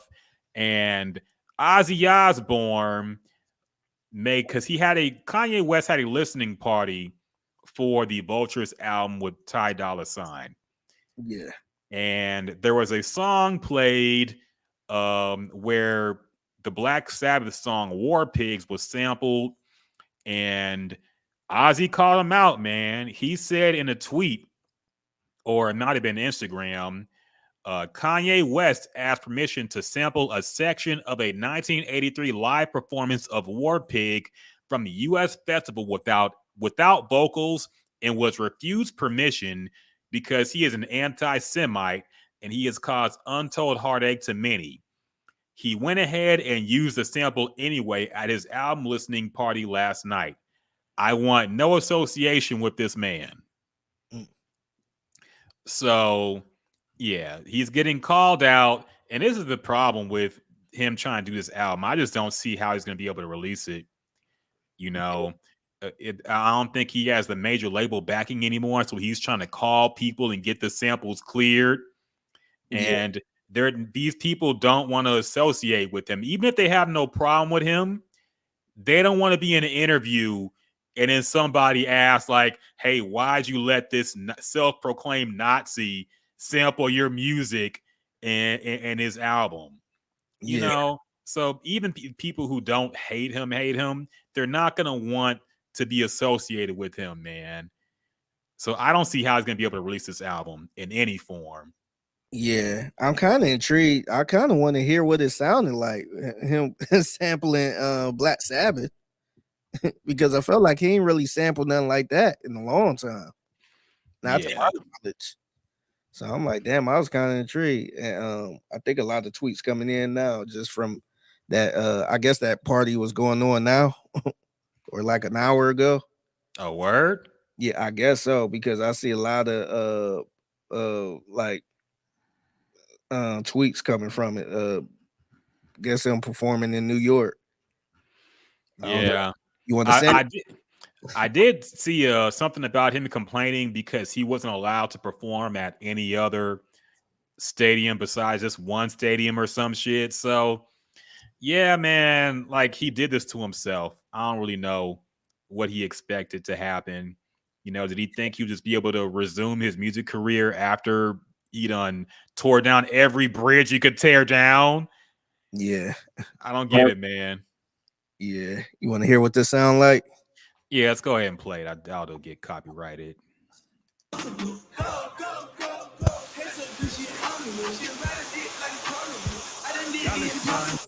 Oh. She ride it like she's facts. We turn up to the max. I whop her from the back. I gave that bitch a cramp. They love me out in France. In the hood, I'm good. I'm Yeah. every day. How you feel about it? I gotta hear the produced version. I did hear he had the song called Vultures that I did finally listen to, and I didn't think it was anything special. I don't know, man. I don't know. Maybe he should have just tried to run for president this year. Maybe he shouldn't have tried to come back to music. He might have had a good chance, to be honest. Honestly, he would have done better this year than he would have. Actually, no, I don't know. Because he went too far. He went too far. Yeah, So, with the anti-Jewish stuff. yeah, so yeah, he would be worse. Give me something big, I'm talking about dollar signs. Look at your hoe, I don't wanna fuck you, but I'm shooting gang for you like that. Give me something big, I'm talking about dollar signs. Look at your hoe, I don't wanna fuck you. Yeah. Yeah, like the masks have got to go, man. Like I said, y'all ain't MF Doom, okay? Only MF Doom could get away with wearing a mask 24/7. Kanye and Playboy Cardi got to cut it out. Yeah. I'm getting tired of this little mask gimmick they got going on. Y'all ain't MF Doom, all right? Take the mask off. It's getting corny. They not that cool, man. I mean, I maybe Kanye can get away with it because I felt like he was at the MF Doom. I feel like he's doing it because of that. I feel like everybody else that's wearing the mask is doing it because of Kanye did it. Yeah. I don't think they do. I don't think Playboy Cardi doing it because of MF Doom. Well, Playboy Cardi did shout out MF Doom in his last album. He said, I just hit a lick with a mask, MF Doom. So I'm sure he's at least aware of MF Doom. He's probably a fan. I feel like Playboy Cardi is really a nerd, but he don't want to let that on. So he just never says anything. He doesn't talk. Yeah, he don't talk about shit. But yeah, I wouldn't be surprised if it was influenced by that too. But it's getting old. Y'all ain't MF Doom. Take the mask off. It's getting corny. Yeah. HRW on Twitch said, tell Suge it's Friday. He got a job and ain't got ish to do. So come on, Jim. Yeah, exactly. Yeah. He ain't got no job. He ain't got shit to do. Come on, Jim's and Juice, man. I know ain't nothing going on in prison. Oh, he got a podcast to do, so he look like that's true. Up. He only uses a phone once a day, and he got we got a reserve for him. So yeah. Yeah. But yeah, speaking of Playboy Cardi, did you see he was on, it's the second time talking about this streamer that I've never watched, but Aiden Ross again, who just had that drama with 21 Savage about the mark cards and whatnot. Yeah. Apparently he had Playboy Cardi on his stream. Apparently he had to fly down to his location. The whole thing, I watched the whole thing. It was only 6 minutes long. It was very strange. It seemed like he went to the Bat Cave or something. Like he was in some back alley. I'm like, where the hell is he, man? Felt like he was in some kind of warehouse or something. So he's streaming, and Playboy Cardi comes, and it's just awkward. Playboy Cardi comes, of course, with a mask on. You don't even know if it's him for sure. He says hi. He says he loves the fans. The guy is trying to get the conversation going. He offers him a whole bag of money. He says it's like $2 million. And then he talks about he has a deal for him and all this shit. And Playboy Cardi basically just doesn't say anything. He's very silent and just says, thank you. I love you. I love y'all. And then he leaves after like 2 minutes. Damn. And so Aiden Ross comes back and he's mad because he's like, I had $2 million for this guy. I had a Ferrari. I had a deal for him. And he plays me like that. And he was upset. Apparently, they're going to do it again, according to him. They're going to do like another interview. But I had to be real, man. I don't think even his fans like the way he's been acting. This whole mysterious thing. Everybody's getting fed up with this shit, man. Yeah. What do you think about this whole Playboy Cardi thing he's on, man? Him in general. Yeah, it seemed like he kind of I feel like he trying to do the whole Kanye thing of I could do what I want and I'm gonna wear the mask. I know he mentioned MF Doom in the verse, but I feel like he trying to go that whole Kanye route where I get to do what I want. I'm not gonna say anything. I'm gonna just slap this together and put it out, or I'm gonna tease my fans and all this other stuff. And it's not. He ain't. Look, man. I like some of his music, but he ain't built a long career like Kanye did to do this. Because Kanye, we've been rocking with him from the Rockefeller days early on. And it wasn't until freaking, I want to say Yeezus, where he kind of started going off track a little bit. And by that time, we hooked. we Yeezy fans at that point. So, no matter what he did, if he drop an album, we going to listen to it. And I feel like he ain't got the pleasure to do that, man. And I think something like this could potentially lose his fans where people ain't gonna give a shit about him no more. They gonna move on to somebody else. That's what's the other guy that's kind of like a off-brand version of Playboy Cardi? What's the There's Yeet. Yeet. There's Ken Carson, who's on his label too, who's kind of getting a little following, but yeah, probably Yeet. Yeah. Somebody, people gonna move the on. The funny thing is, Yeet is the same way. He wears a mask all the time, and he doesn't say shit. Yeah, so they're all trying to go for the same little mysterious vibe. It's getting annoying, man. But do you feel like Yeet at least come through with the music? He don't play around with the music and have people waiting on this album that's probably not gonna come out or something like that. I think that's the issue right there. I don't have a problem with him being mysterious, but the whole little act is old, especially how he started, man. And this is like, all right, man, like, come on, you ain't like is the music that fire right now for you to be doing that? And Kanye had an excuse. The music was fire at that point. Now it's a little questionable, but like he had a point to. He had an excuse to do all that shit where he was just doing whatever he want. Shit, he had a song "Poopity Scoop." I mean, it's just like, all right, that's Kanye. He gave us Through the Wire and all these, couple classics and all that stuff. But man, I think people gonna get to a point where they just move on and find somebody else that's more consistent. And I think that's where Playboy Cardi is right now. I think he playing with fire, man. I think eventually people just gonna get tired of him and people gonna move on. No, I think they already kind of are, man. I've seen the fan pages of him talking shit about him at this point. I think, like you said, the biggest thing is he's teasing music that never comes out. Every few weeks he teases, oh, album coming soon, this, that, oh, this music is so fire, and it doesn't come out. People are talking about he was going to release last year, then early this year, and now we're getting to February, still no word on it when it's going to come out. He released new music, but he didn't put any of it on streaming, so you can only hear it on YouTube. It almost feels like a leak, like it wasn't even official. Is this music even going to be on the album? Was it just a throwaway? I don't know, man. But yeah, it's just his vibe is getting old with the fans, I feel, and I hope other artists don't see this and start taking after it because he is a big artist and they want to be like him. Because this ain't the way, man. It's getting annoying. His fans are getting fed up. It's just, I don't know. It's bullshit. Yeah, it's like I said, it's a little frustrating. Where I think people gonna move on. I mean, look, man, and I'm not comparing these two, but you seen somebody like a ASAP Rocky who released music, and I don't think he was like messing around with fans and stuff like that, but he just wasn't into the music like that.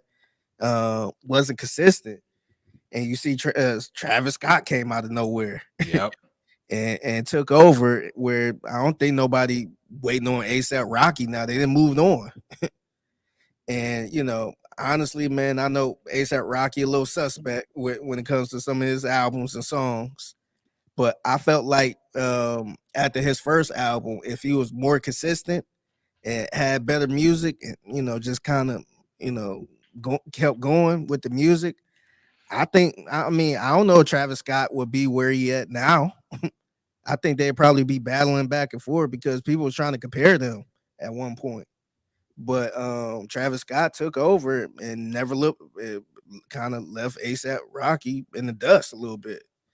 So I think it could be something similar where a better Playboy Cardi that's more consistent come out of nowhere, where you don't need the original Playboy Cardi now. Yeah. I mean, his fans will still fall in line when the music comes out, but I don't know. I think he's also getting a little too.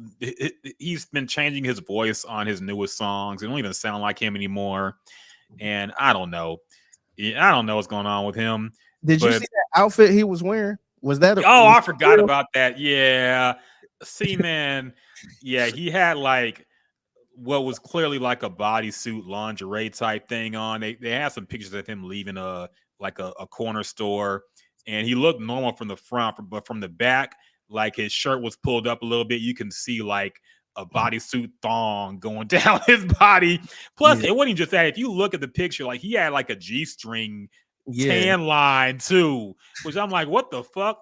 But I'm not surprised, man. Look, it's not surprising at all, but it's an open secret that he's at least bisexual, man. He's never going to admit it. I'm sure maybe when he's washed and old, he might say something, but I think everybody knows around him, man, that he's at least bisexual, and I'm not surprised. Yeah, I thought it was Photoshop at first. I'm like, is that really him? Because I think he had a mask on during that? Yeah, he has a mask everywhere he goes now. Yeah, so I'm like, is that really him? But yeah, that was an interesting outfit, man. Yeah, I don't know what kind of party he was doing, but yeah, it wasn't. I don't know, man. I don't know, but I'm not surprised. I was not surprised. Last but not least, have you been keeping up with this WrestleMania stuff going on, man? There is a WrestleMania. The Rock is back. Dwayne Johnson. There was apparently he was supposed to be in the main event versus his play cousin Roman Reigns. But they're switching up, and now it's going to be like Roman versus Cody, I think. But there was a little, I guess it was like a press run thing. They had like a little convention about WrestleMania, and obviously it's wrestling, so it's gonna be like some, you don't know what's scripted and what's not, but you have to assume the whole thing is scripted. Yeah. But The Rock showed up. He got booed because people were upset about him taking the main event away from Cody Rhodes. So I'm sure he didn't expect to get straight up booed. You could tell he was a little surprised, but he also confronted Cody Rhodes. They had a little slap, a little fight, a little fake fight. And do you have any thoughts about The Rock coming back at 51 years old to try to headline WrestleMania versus Roman Reigns? The first thing I thought about was, man, I guess the movies ain't working out no more, man. I guess he tired of playing the fucking sheriff or a fucking bodybuilder. A guy in the jungle with the same suit on. a fucking jacked up zookeeper or something. Yep. I guess those ain't working out no more. But from if I'm not mistaken, I guess he might have some creative control with WWE too. Yeah, apparently he like is a share, like he got on the board of the people who merged with WWE.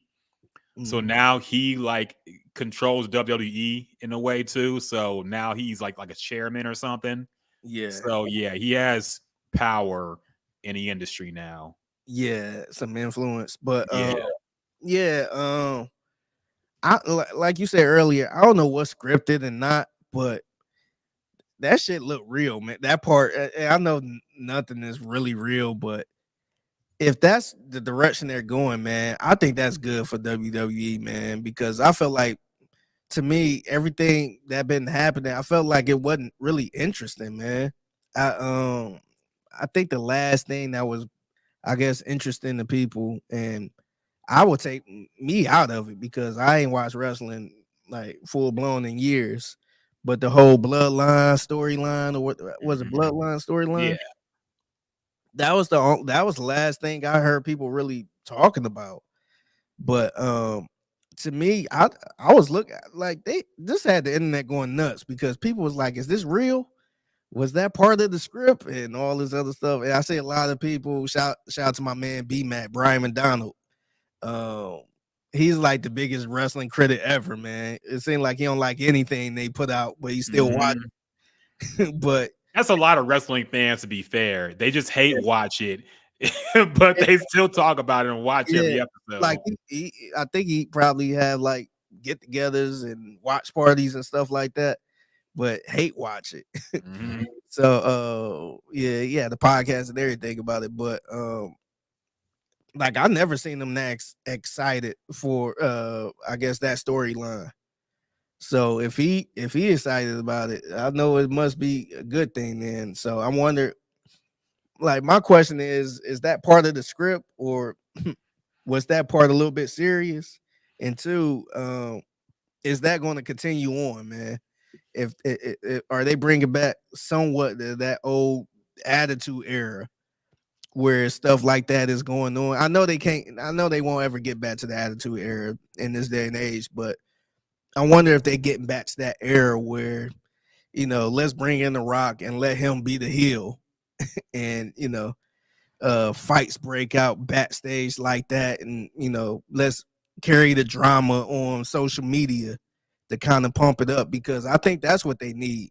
Because the one thing that kind of turned me off, like I tried to get back into wrestling at one point, but the one thing that turned me off was the social media stuff, man. Knowing that all of these guys are friends, seeing I don't know, Goldberg and somebody else he's facing off with at WrestleMania on First Take together, pretty much trying to pump up the matchup. Like, oh yeah, it's gonna be a great matchup. I'm gonna come out the winner and all this. Like, dog, this ain't a boxing match, man. Like, I grew up where I thought these motherfuckers hated each other in real life. I thought Stone Cold and The Rock didn't like each other for real. Where like even in real life, and with social media and all that, it's you can see them interacting with each other and being cool with each other and stuff like that, and that kind of took it away. But I feel like if they did like let this spill over on social media, they go back and forth and stuff, I feel like people would tune in just to kind of see the drama, and it all could be part of the script. But I feel like they got something right here, man. If they just keep it going, I don't know if they're gonna keep it going or they gonna shut it down or what, but I feel like they got something here if they keep it going. No, I think they do, man. I like, look, I've been a big critic of Dwayne Johnson, man.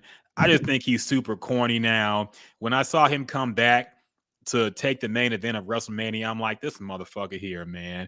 Everything got to be about him, man. Out of nowhere. That's the thing. If it was like a build to it, where it's like, okay, Dwayne comes back first, something happens, he goes against Roman, and it makes sense. But it was just like they handed it to him. He Yeah, showed up and it's like, hey, you're in the main event, man. that's So wrong. Yeah, it was crazy. But here, my conspiracy theory is this, man. I feel like that was the way they were gonna go, but they didn't think people would turn on The Rock in wrestling. You know, yeah, in the movies, people will turn on him, but I feel like he probably thought the one place where he had it on lock was the WWE. Yeah. He didn't think that people had moved on from him, man, and they have. You know, they want to see the main event that they've been waiting for the entire year. They don't want to see The Rock all up in the videos like Suge Knight says, man. So when they realize, hey, man, if we put this on WrestleMania on the last night, they're gonna boo the shit out of it. We Yeah. can't have this be the main event. So they called in an audible, man. They said, okay, let's bring Cody back. Let's have like a on-screen tussle, and we got to mix it up. Look, The Rock is not going to go off script just because of how professional and corporate he is. Plus the fact that he's on the board of directors, he's like everybody's boss now. So Yeah. you can't be the boss slapping your employees and have it be unplanned, man. It had to be planned out. Yeah. But I'm excited about it, man. I can't lie. I want to see where it goes because everybody thought they had it figured out, and now they're getting swerved. Even the people who report on wrestling and said, I'm hearing this and this and this, they were all wrong. Nobody thought The Rock would be a bad guy again, man. I didn't think he'd be a bad guy, but I'm here for it because my favorite version of The Rock, the only Rock I really liked was when he was wearing the Versace shirts and coming talking shit, calling everybody trailer park trash. That was the Rock that had swag, man. The one that was hanging with Vince McMahon. Yeah, the corporate Rock is what they called him, man. I was here for corporate Rock. And I liked when he came back as Hollywood Rock and was talking shit about everybody. I like him as a bad guy, man. I want to see him be the heel again. Yeah. You know, I hope he accepts the role and doesn't try to be a good guy just to get the applause and whatnot. But I'm here for heel Rock, man. I want to see it happen. I want to see him act like a more swole Vince McMahon, just throwing his weight around, talking a lot of shit, beating people up. I'm here for that, man. Yeah. So I'm kind of excited for it, low key. Yeah. I'm curious, is he really gonna roll with this? Because now because he got a brand outside of WWE now, man. And he shaped his brand to be this perfect, like I don't want to say Russell Wilson type guy, but like pretty much a nice guy, nothing slimy or anything like that. And I feel like that's he gonna have to do some stuff. He can't just beat somebody up and that's it. He gonna have to be a little more grimier. Yeah. And that shit gonna spill out, even though it's wrestling and it's all scripted. I feel like it's he ain't gonna have that same impact how he used to be on social media. Hey, I'm just being this nice guy, and it's nice out in Miami, and like I don't know if he can still keep doing that right now if he gonna play this character. So I wonder if it's right now just for WrestleMania, or is it gonna be going forward? And he just gonna keep being this heel. Maybe it's just gonna be up until WrestleMania, and he kind of take a back seat and just kind of help with the writing and production and all that stuff. Yeah, I mean, people are speculating that maybe he would he's teaming up with Roman Reigns right now, who's also a bad guy. But maybe at WrestleMania, he turns on Roman and helps the other guy win.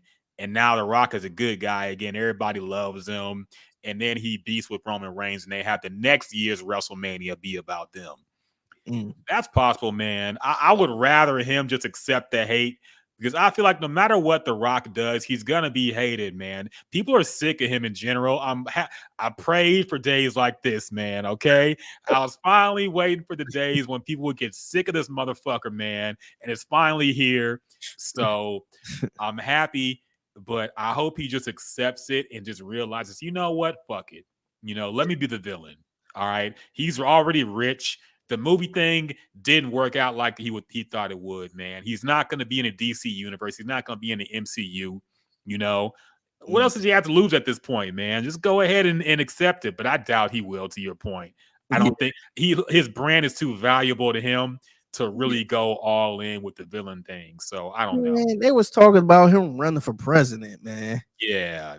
Like I just felt like he just built up that type of brand where I thought he left WWE in the back. I thought he was gonna be one of them guys that just pop up once in a while, and he play that rock character for one night, and that's it. I ain't think he will come back as a full time wrestler or anything like that. And I don't know if he is gonna be full time, but yeah, man, I don't know. I will be shocked if he just go all in as this heel guy, and especially with his I guess with his image Yeah. outside of the ring. Yeah. But to your point, because I've been paying attention, man, and I feel like WWE in general is starting to bring back the energy of, is this real or not? Because I was watching some stuff other than what The Rock was saying. It was some stuff Roman and Seth Rollins, this other guy, was saying. And dog, that shit sounded personal, man. They're going to some places where I'm like, it sounds like this is a little off script, man. Are you sure they wrote this down? There are people like Drew McIntyre and CM Punk had a little thing where he's just shitting on CM Punk, man. And I'm like, they're taking shots that I feel like are getting personal now. It's starting to blur the line. Back in the day when we didn't know what was real and what's not, that's how it kind of feels like again now, man. It kind of feels like is there any way that these two actually agreed to this before? You're starting to question it again, man. It's kind of cool. It makes you feel like a kid. You're like, is this fake? Is this real? I'm kind of fucking with it, man. Every time I try to leave, they bring me back in somehow, and I'm getting brought back into the wrestling. I can't lie, dog.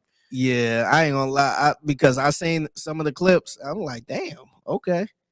And shout out to our girl Jay Bell. I follow her on Twitter, and she even reposted something like, dang, is this real?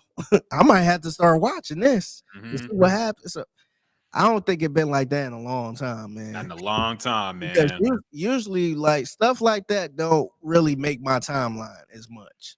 Like stuff that happened on Monday Night Raw wrestling or anything like that. It usually don't really make my timeline unless somebody big came back.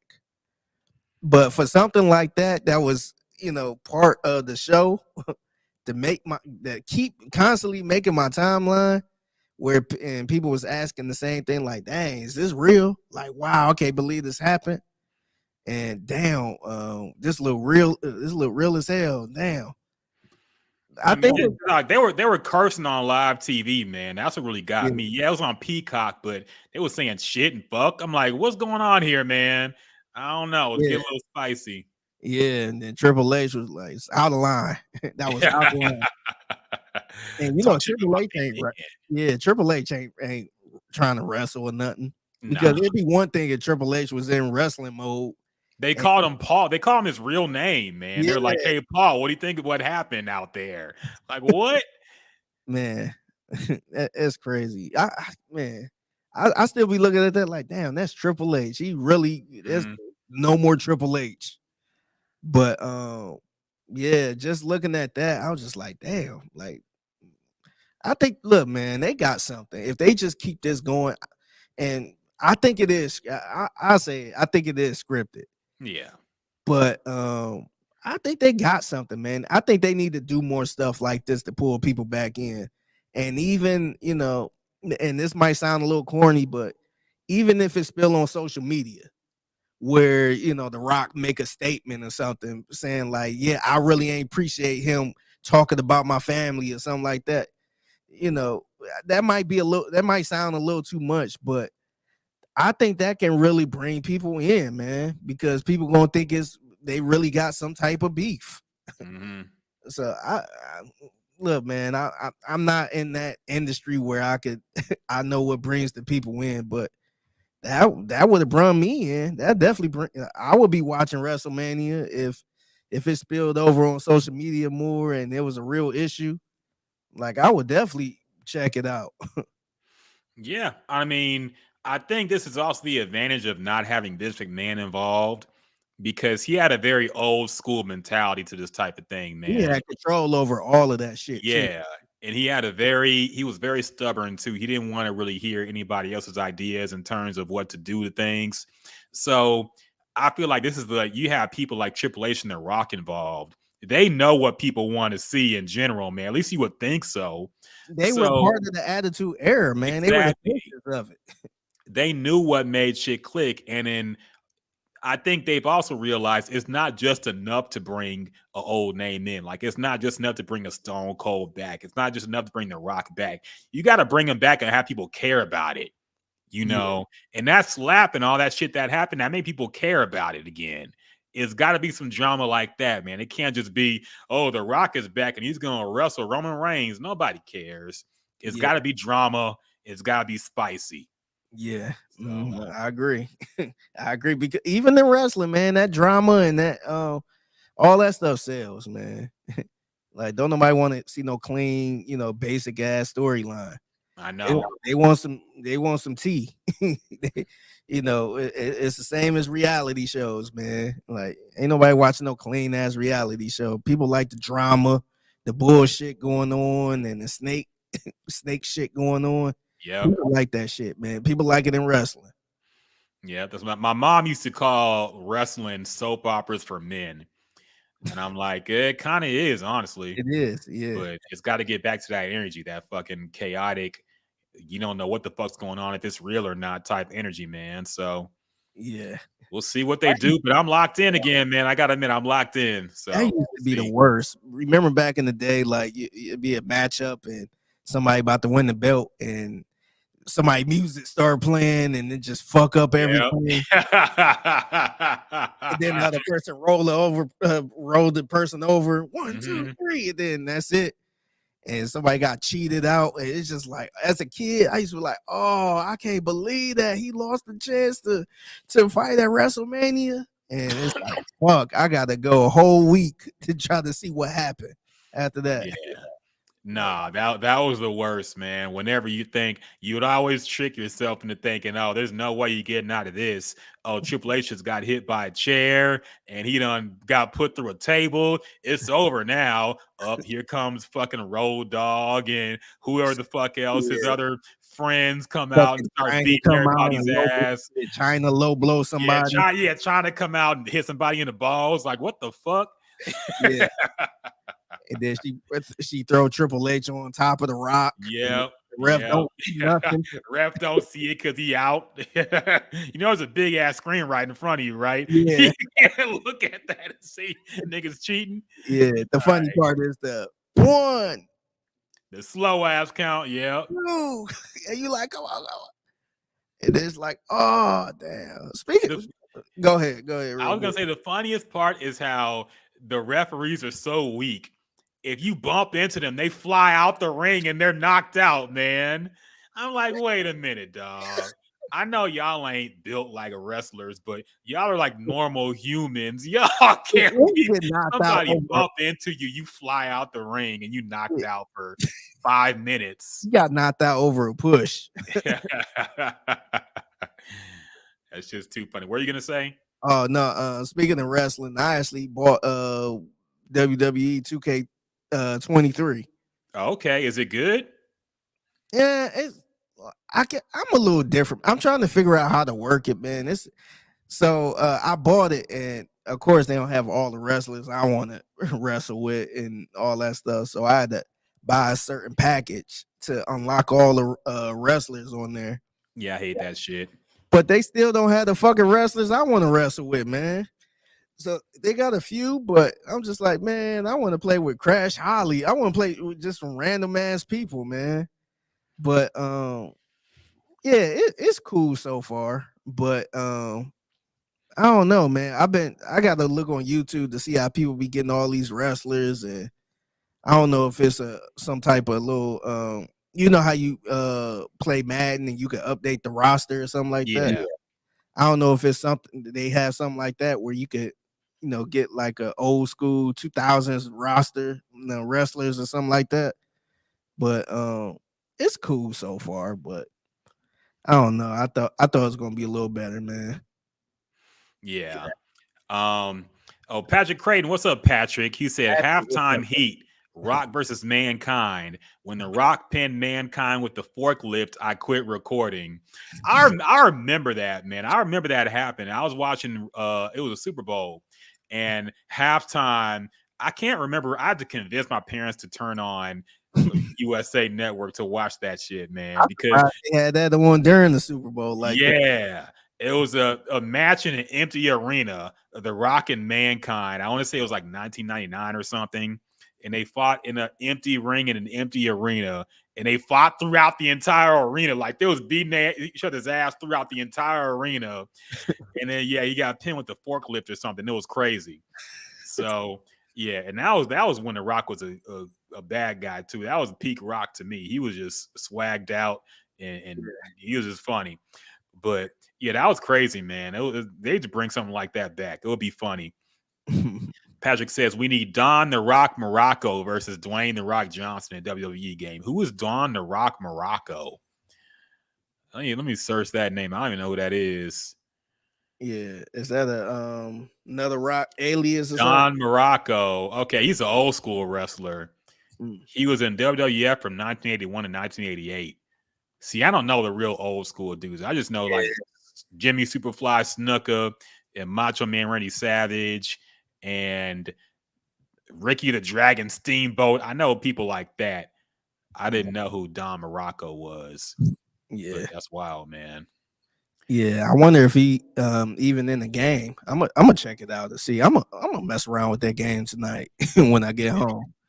But yeah, man, I was kind of disappointed with the game, man, because they need to make a game where they had everybody that ever exists on that game. I don't know if that's even possible, but like, I'm sorry, I want to play with Chris Benoit, man. I just want to. And you know they can't do that, okay? They can't know put that. him in the game.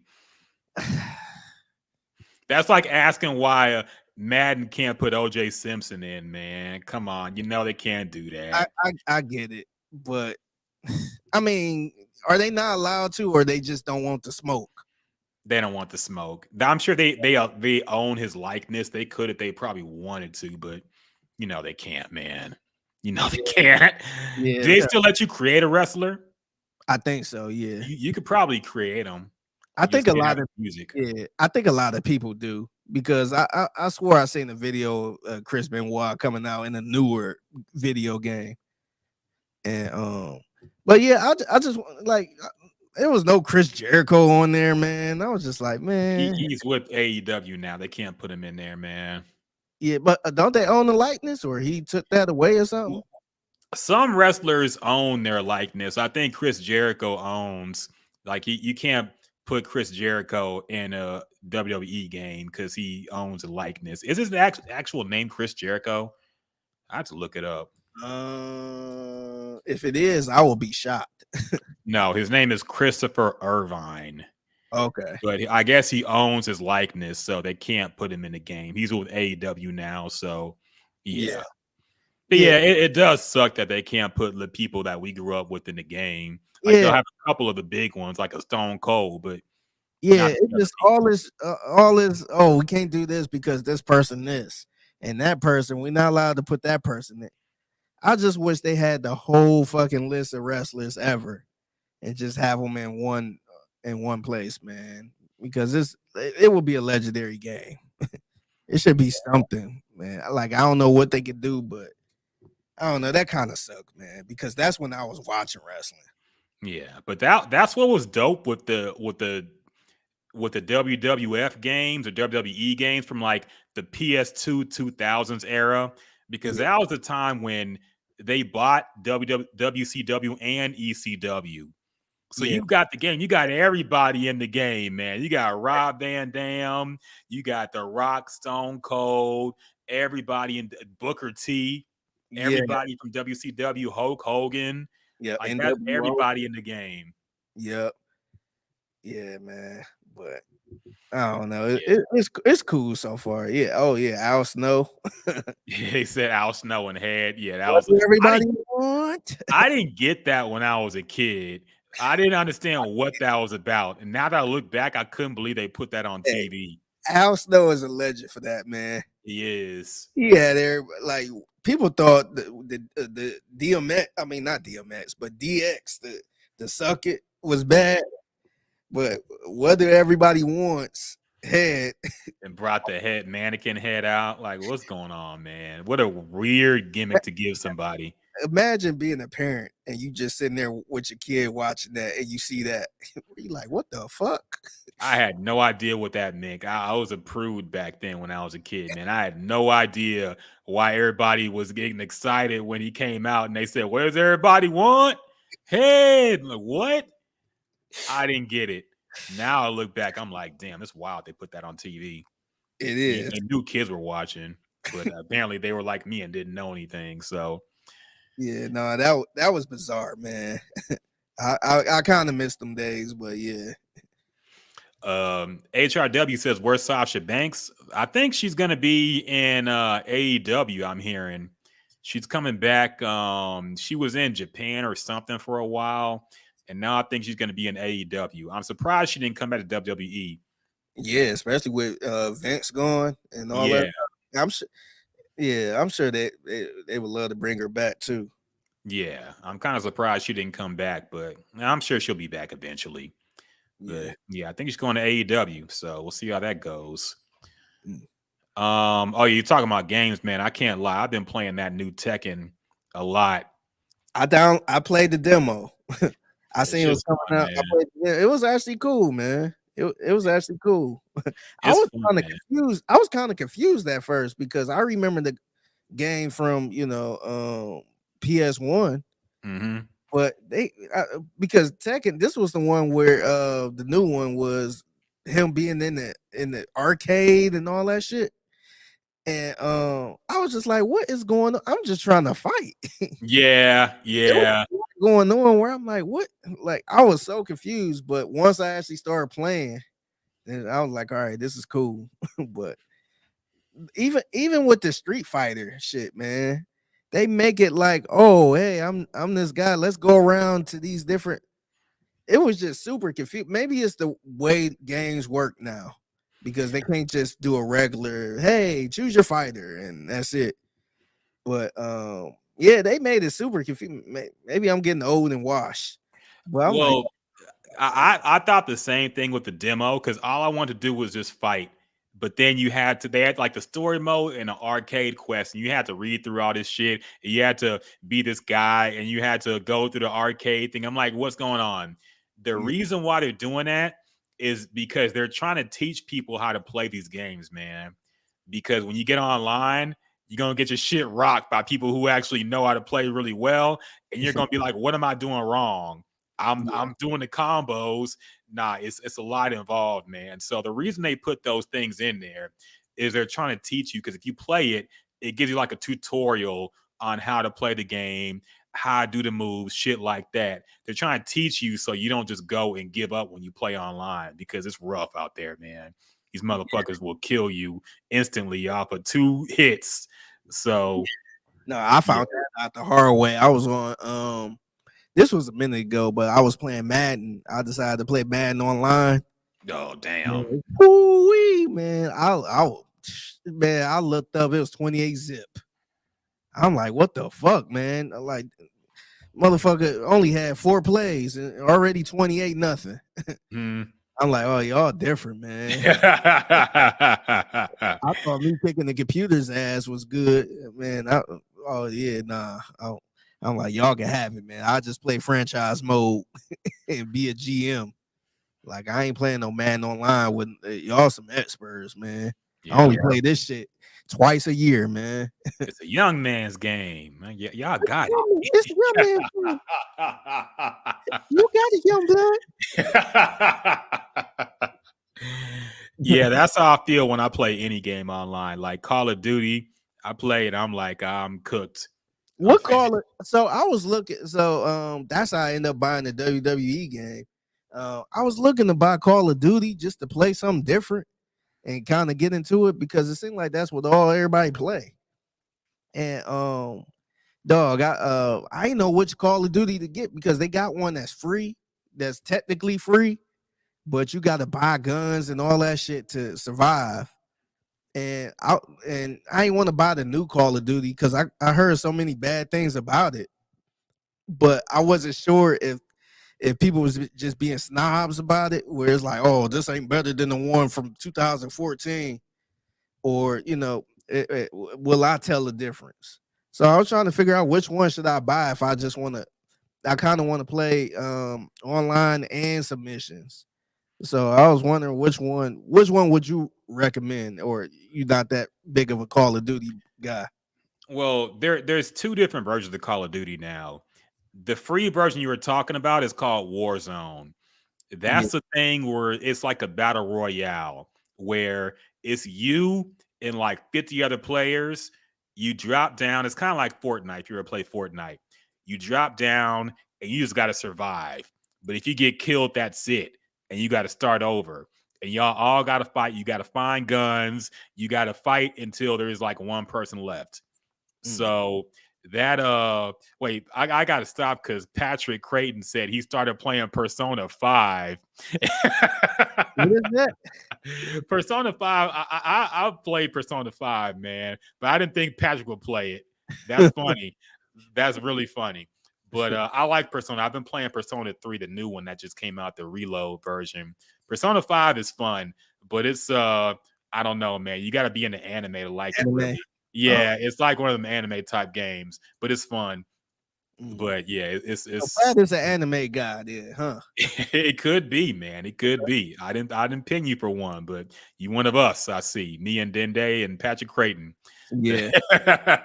Dog, I need to get into anime, man. I was talking to somebody, and she was into anime, and I asked her, let me see if I could get your opinion on this list, because I asked her what type of stuff I should start off watching. Okay. And she gave me a whole list of stuff. Let me see if I can find it. But let me see. All right, so she said I recommend Attack on Titan. Good show. Good show. It just finished too, so you can watch the whole thing now. Okay. How many seasons? Is it a lot of seasons, or? It's quite a few episodes, and yeah, it's gonna take you some time, but it's not super long. So yeah, I'd recommend that. It's a good show to be into. That's another thing. Where do you find these shows? Is this on Netflix or? There is an app called Crunchyroll that has all this stuff, from most of the stuff on. That's one thing I kind of hate. There's different apps that have different shit. Like Netflix has some anime that you can't find nowhere else. Hulu has some stuff you can't find nowhere else. But Crunchyroll is like the main thing for animes. And it's not that much. I think it's like $5 or $6 a month. So it's not too expensive. But that's the thing to watch to get if you want to get an anime. Okay. So she got Jujutsu Kaisen. That's very popular now. I think it's all right. I think it's a little overrated, but I think if you're trying to get into anime, it'll probably be a good one to start with. There's a lot of action in that one. So you'll probably like it if you like action type shows. Okay. She put Demon Slayer on there. I heard the Demon Slayer. And I don't know. I don't know if you like Demon Slayer, man. It's kind of kiddie, I'll say. Like it's I wouldn't show that to somebody who's just, I would show it to somebody who's like a teenager trying to get into anime, but she knew you were a grown man. I wouldn't recommend you watch Demon Slayer, man. That's a little too childish. Okay. And she got Chainsaw Man. Chainsaw Man's good. You'll like it. Chainsaw Man's good. Okay. Heaven's Delusion. That's a good show. I liked it. I don't know if I recommend it to somebody who actually, yeah, you'll like the show. It's good. It's a good like adult type of show too, man. Okay. And then she said Hell's Paradise. And these are the ones if you like fantasy with mature things. So why'd you put Demon Slayer in there? Yeah, Demon Slayer is kind of kiddie, man. Like my nephew likes Demon Slayer a lot, but me, I just think it's okay. Hell's Paradise is good. It's only been one season so far, but that's a good one too. It's about like ninjas and shit. That's a good show. I'd recommend it, man. I don't know. There's some shows that are good that are also not action too. This person sounds like she's very young. How old was she? I'm not sure. I'm not sure. So it's weird how we met because I went to a shout out to a friend of the show, Justin Martin. Um, I went to one of her performances. It was at like a small bars. It was like a small little bar. She had like a listening party or something like that. And this girl was there, and you know, we ain't really know nobody. So I sat next to her, and she ain't know what was going on. I guess she always go to this bar to, you know, have a drink or something like that. And we just got to talking a lot, and then we followed each other on Instagram. So we've been kind of cool back and forth. Okay. And I seen one of her stories. She posted she was watching some anime show. I'm like, dang, I ain't know you was in anime. Well, I kind of want to get into it. What would you recommend? And that's when she sent me all that stuff. So, long story short, I don't really know her like that. I don't know, but yeah, she gave me like a whole list of stuff. She said as an old school starter that are kind of murder mystery, uh, psychological thriller. She said Death Note, paranoia, agent, psychopaths. Psychopath season 1 is a good anime. You should get into. You should watch that. I think you'll like that. Well, if you like futuristic sci-fi type shit, you'll like it. What else did you say before that? Death Note. Death Note is good. I mean, it's kind of long and it gets kind of weird, but the concept is cool, man. I think you'll like it. So yeah, I'd probably recommend that. Okay. Then she said historical with a little fantasy. She said Blue Eye Samurai. And I haven't watched that. Okay, Vinland. Vinland Saga is good. Vinland Saga is actually, I recommend that if you like well, you don't watch Game of Thrones, but Vinland Saga is good, man. That's a good show. Okay, and Mononoke, Dororo, Doro or something like that. Dororo. Oh, I've heard it. these two different shows. My bad. Yeah, Mononoke is a movie. I think you're talking about Princess Mononoke. Okay, But Noke. Okay. Yeah, that's a movie. That's a good movie though. I recommend it. I haven't seen the last one she mentioned. HRW says the only anime I can name is Sailor Moon. Wait, not even Dragon Ball? Yeah. Sailor Moon only? Yeah, I could. Yeah, I was about to say I remember that one. I watched a little bit of it back when I was a kid. But I was watching. I watched that. I watched a little bit of Dragon Ball. See, I ain't had cable, so I couldn't really watch it as much. So I was stuck watching Pokemon and Digimon and all that shit. Yeah. But, yeah, that was pretty much it. The first anime I watched was Speed Racer because my mom really liked Speed Racer, I think. So that was probably the first anime. And that was like old school, man. That was like in the 70s. So Patrick Creighton says Cowboy Bebop and Yu Yu Hakusho. I recommend Cowboy Bebop. You should watch that. That's a good show. Very adult, kind of. There's no like goofy shit, really. I mean, there's some, but that's a good show. Yu Yu Hakusho, I don't know if I recommend somebody, a grown man trying to get into anime. But that is one of my favorite shows, though. Patrick says, I never watched One Piece animated, but I watched the live action. I heard the live action show on Netflix is good. I haven't seen it yet. I don't have Netflix anymore. But I heard that show was good. The anime is too damn long, man. The anime is like over 1,000 episodes long now. Damn. Legit. And I wanted to get into it. I heard it's good, but that's too. I ain't got that kind of time, man. 1,100 something episodes. That's too long, man. Yeah. HRW said Aeon Flux is not technically like anime from Japan, but that is like adult animation that came from America, and it was a dope show, man. Okay. So yeah, that came on. That used to come on MTV. MTV had like these crazy animation shows that came on late at night, and Aeon Flux was one of them, man.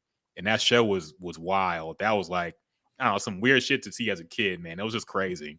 Damn. They made a movie about it too with Charlize Theron, and it was shitty. But anyway, I digress. I know that's a long anime anime discussion. Yeah. We got to bring back Dende and talk about anime, man. We got to. speaking of Dende, he hit me up, man. He hit me. I guess he got a show coming next week. A word? Yeah, he invited me out. If you down to go, man. When is it? Let me check. Hold on. Yeah, he had just hit me up. There we go. It is on the 17th. When is that? That is yeah, man. Actually, I'm supposed to have a friend from Austin come through for the weekend. So yeah, we can come out. Okay. I'll send you what he sent me. All right. But yeah. So I'm gonna slide through. I'm gonna holler at him, man. I went to his last show last time he performed here. Pretty good show, man. Super talented. No, I'll come through, man. I ain't seen him in a minute, so yeah. Yeah, maybe we can get him on next week. I'm gonna see if he's doing something next week. I'm down for it. Come on, and I guess I could by that time I could jump in and talk about some anime. Yeah, man. Yeah, we gonna is he still into anime? I haven't seen him post about anime in a minute. Really? I gotta check with him. Yeah, he gotta be. I don't think he's gonna jump off the ship like that. Let me check his timeline. Do I see any anime posts? Is he faking the funk? He just acting like he was in it for a while and then he done bounced. I don't know, man. I don't know. I gotta check with him. But yeah, I'm down for that. All right, cool. I think I got some homework this weekend. I'm gonna watch one of these shows, man. Yeah, man. I think you can't go wrong with really any of those shows, really. My thing is, I feel like she just gave you some of the most popular ones, but I'm thinking from the viewpoint of a grown man watching anime, like what would I recommend? And Cowboy Bebop is a good one to start with, man. I feel that's one. There's certain shit I watch, but I will be embarrassed for people to know I watch it, man. So why would you be embarrassed? It's just not. It's just that it's like I'm not gonna say embarrassed, but if somebody else walked in who didn't know what anime was and saw me watching it, be like, nigga, what the fuck are you watching, man? It's like them type of shows because a lot of this anime shit got some goofy shit in it, man. And you just got to get past it if the show is good. But sometimes it's like it'd be kind of out of control, man. so what's the goofy shit? It's like they be a lot of like TNA in these shows sometimes, man. You know, like. And sometimes it'd be kind of blatant. So I'm like, man, I don't know, just some weird, some goofy shit. So I don't know, you know how it goes, man. Yeah. So yeah, I don't know. You gotta stick to the shows, you know. Don't be going too far into the weeds, man, because you'll see some shit that blow your mind, dog. It's a different culture. Damn, man, I'm gonna be at them fucking conventions. Dressed in the costume. You're gonna be buying the porn, man. Just give it amount of time. You're gonna be getting them shits in them fucking black bags. Oh man. You're gonna be showing up in a trench coat and the mask on so nobody knows who you are. But yeah. So yeah, I'm down to go to the Dende show, man. So let me know that information. Yeah, I'll shoot you a test. I'll let you know. All right, cool. All right, man. It's been another long podcast. So yeah, man, we kicking the year off strong, man. We really are. We're trying to make up for the episodes we missed by having 2 and 1 every week. So so yeah, let's go ahead and close this one out, man. It's been a while. It's been a good night. Appreciate everybody who came in through the podcast. HRW, Patrick Creighton, DeBaron McNeil, TJ, Jenny P, Mad Wine Chemist, of course, Miguel Martinez. Oh, yeah, I forgot to answer your question. We're in the middle of something. He asked, what did we think about that 21 Savage album? We talked about that last week. We didn't listen to it, really. I listened to a couple songs. I just wasn't really in the mood for it. I think the production is good. Lyrically, he's the same as he's been for a while now. But I just can't get behind the gangster lyrics between him acting like saying stop the violence in Atlanta and then making an album that sounds like this. I'm just not in the mood for it now. Yeah. So Yeah, but it sounded pretty decent. I just wasn't in the mood to listen to it personally. Yeah. Shout out to Drunk as well. Everybody who stopped through tonight, Tony Scott on Facebook, Pablo on Facebook as well. Everybody who came through, we appreciate y'all. Figgy, you got the watch party, man. Make sure everybody knows about that. Where's it at again? It's at Daily Sports Club in Midtown. Make sure you come through. I think people gonna start getting there around 3:30. Get you the Figgy Feast board, man. They got everything going. Yeah, man, just come out and hang out, man. It's gonna be real chill. There ain't gonna be nothing too aggressive. So just gonna chill, man. If you ain't got no dog in the fight, man, and you just want to go somewhere to chill on a Sunday and peep the game, come through Daily Sports Club. Yeah, man. Yes, sir. Yes, sir. Real Oh, quick, yeah. who you got in the Super Bowl, man? Forgot to mention that, man. Our Super Bowl picks. Personally, I don't care who wins. I just want to see a good game, but I think the Chiefs are going to take it, man. I think Mahomes is he's been here before. Ain't no lights too bright for him. I think the fix might be in if it gets close with Taylor Swift being there. They want to have her out there for the post game, all that shit. So I just feel like the Chiefs are destined to win this one, man. What about you? Yeah, I think it's gonna be the Chiefs, man. Did you find it a little weird how I seen a report saying Eric Bieniemy was he gave a speech before the last game or something?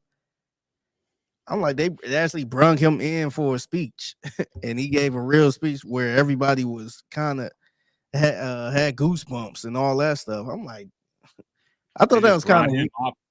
Yeah, yeah, kind of.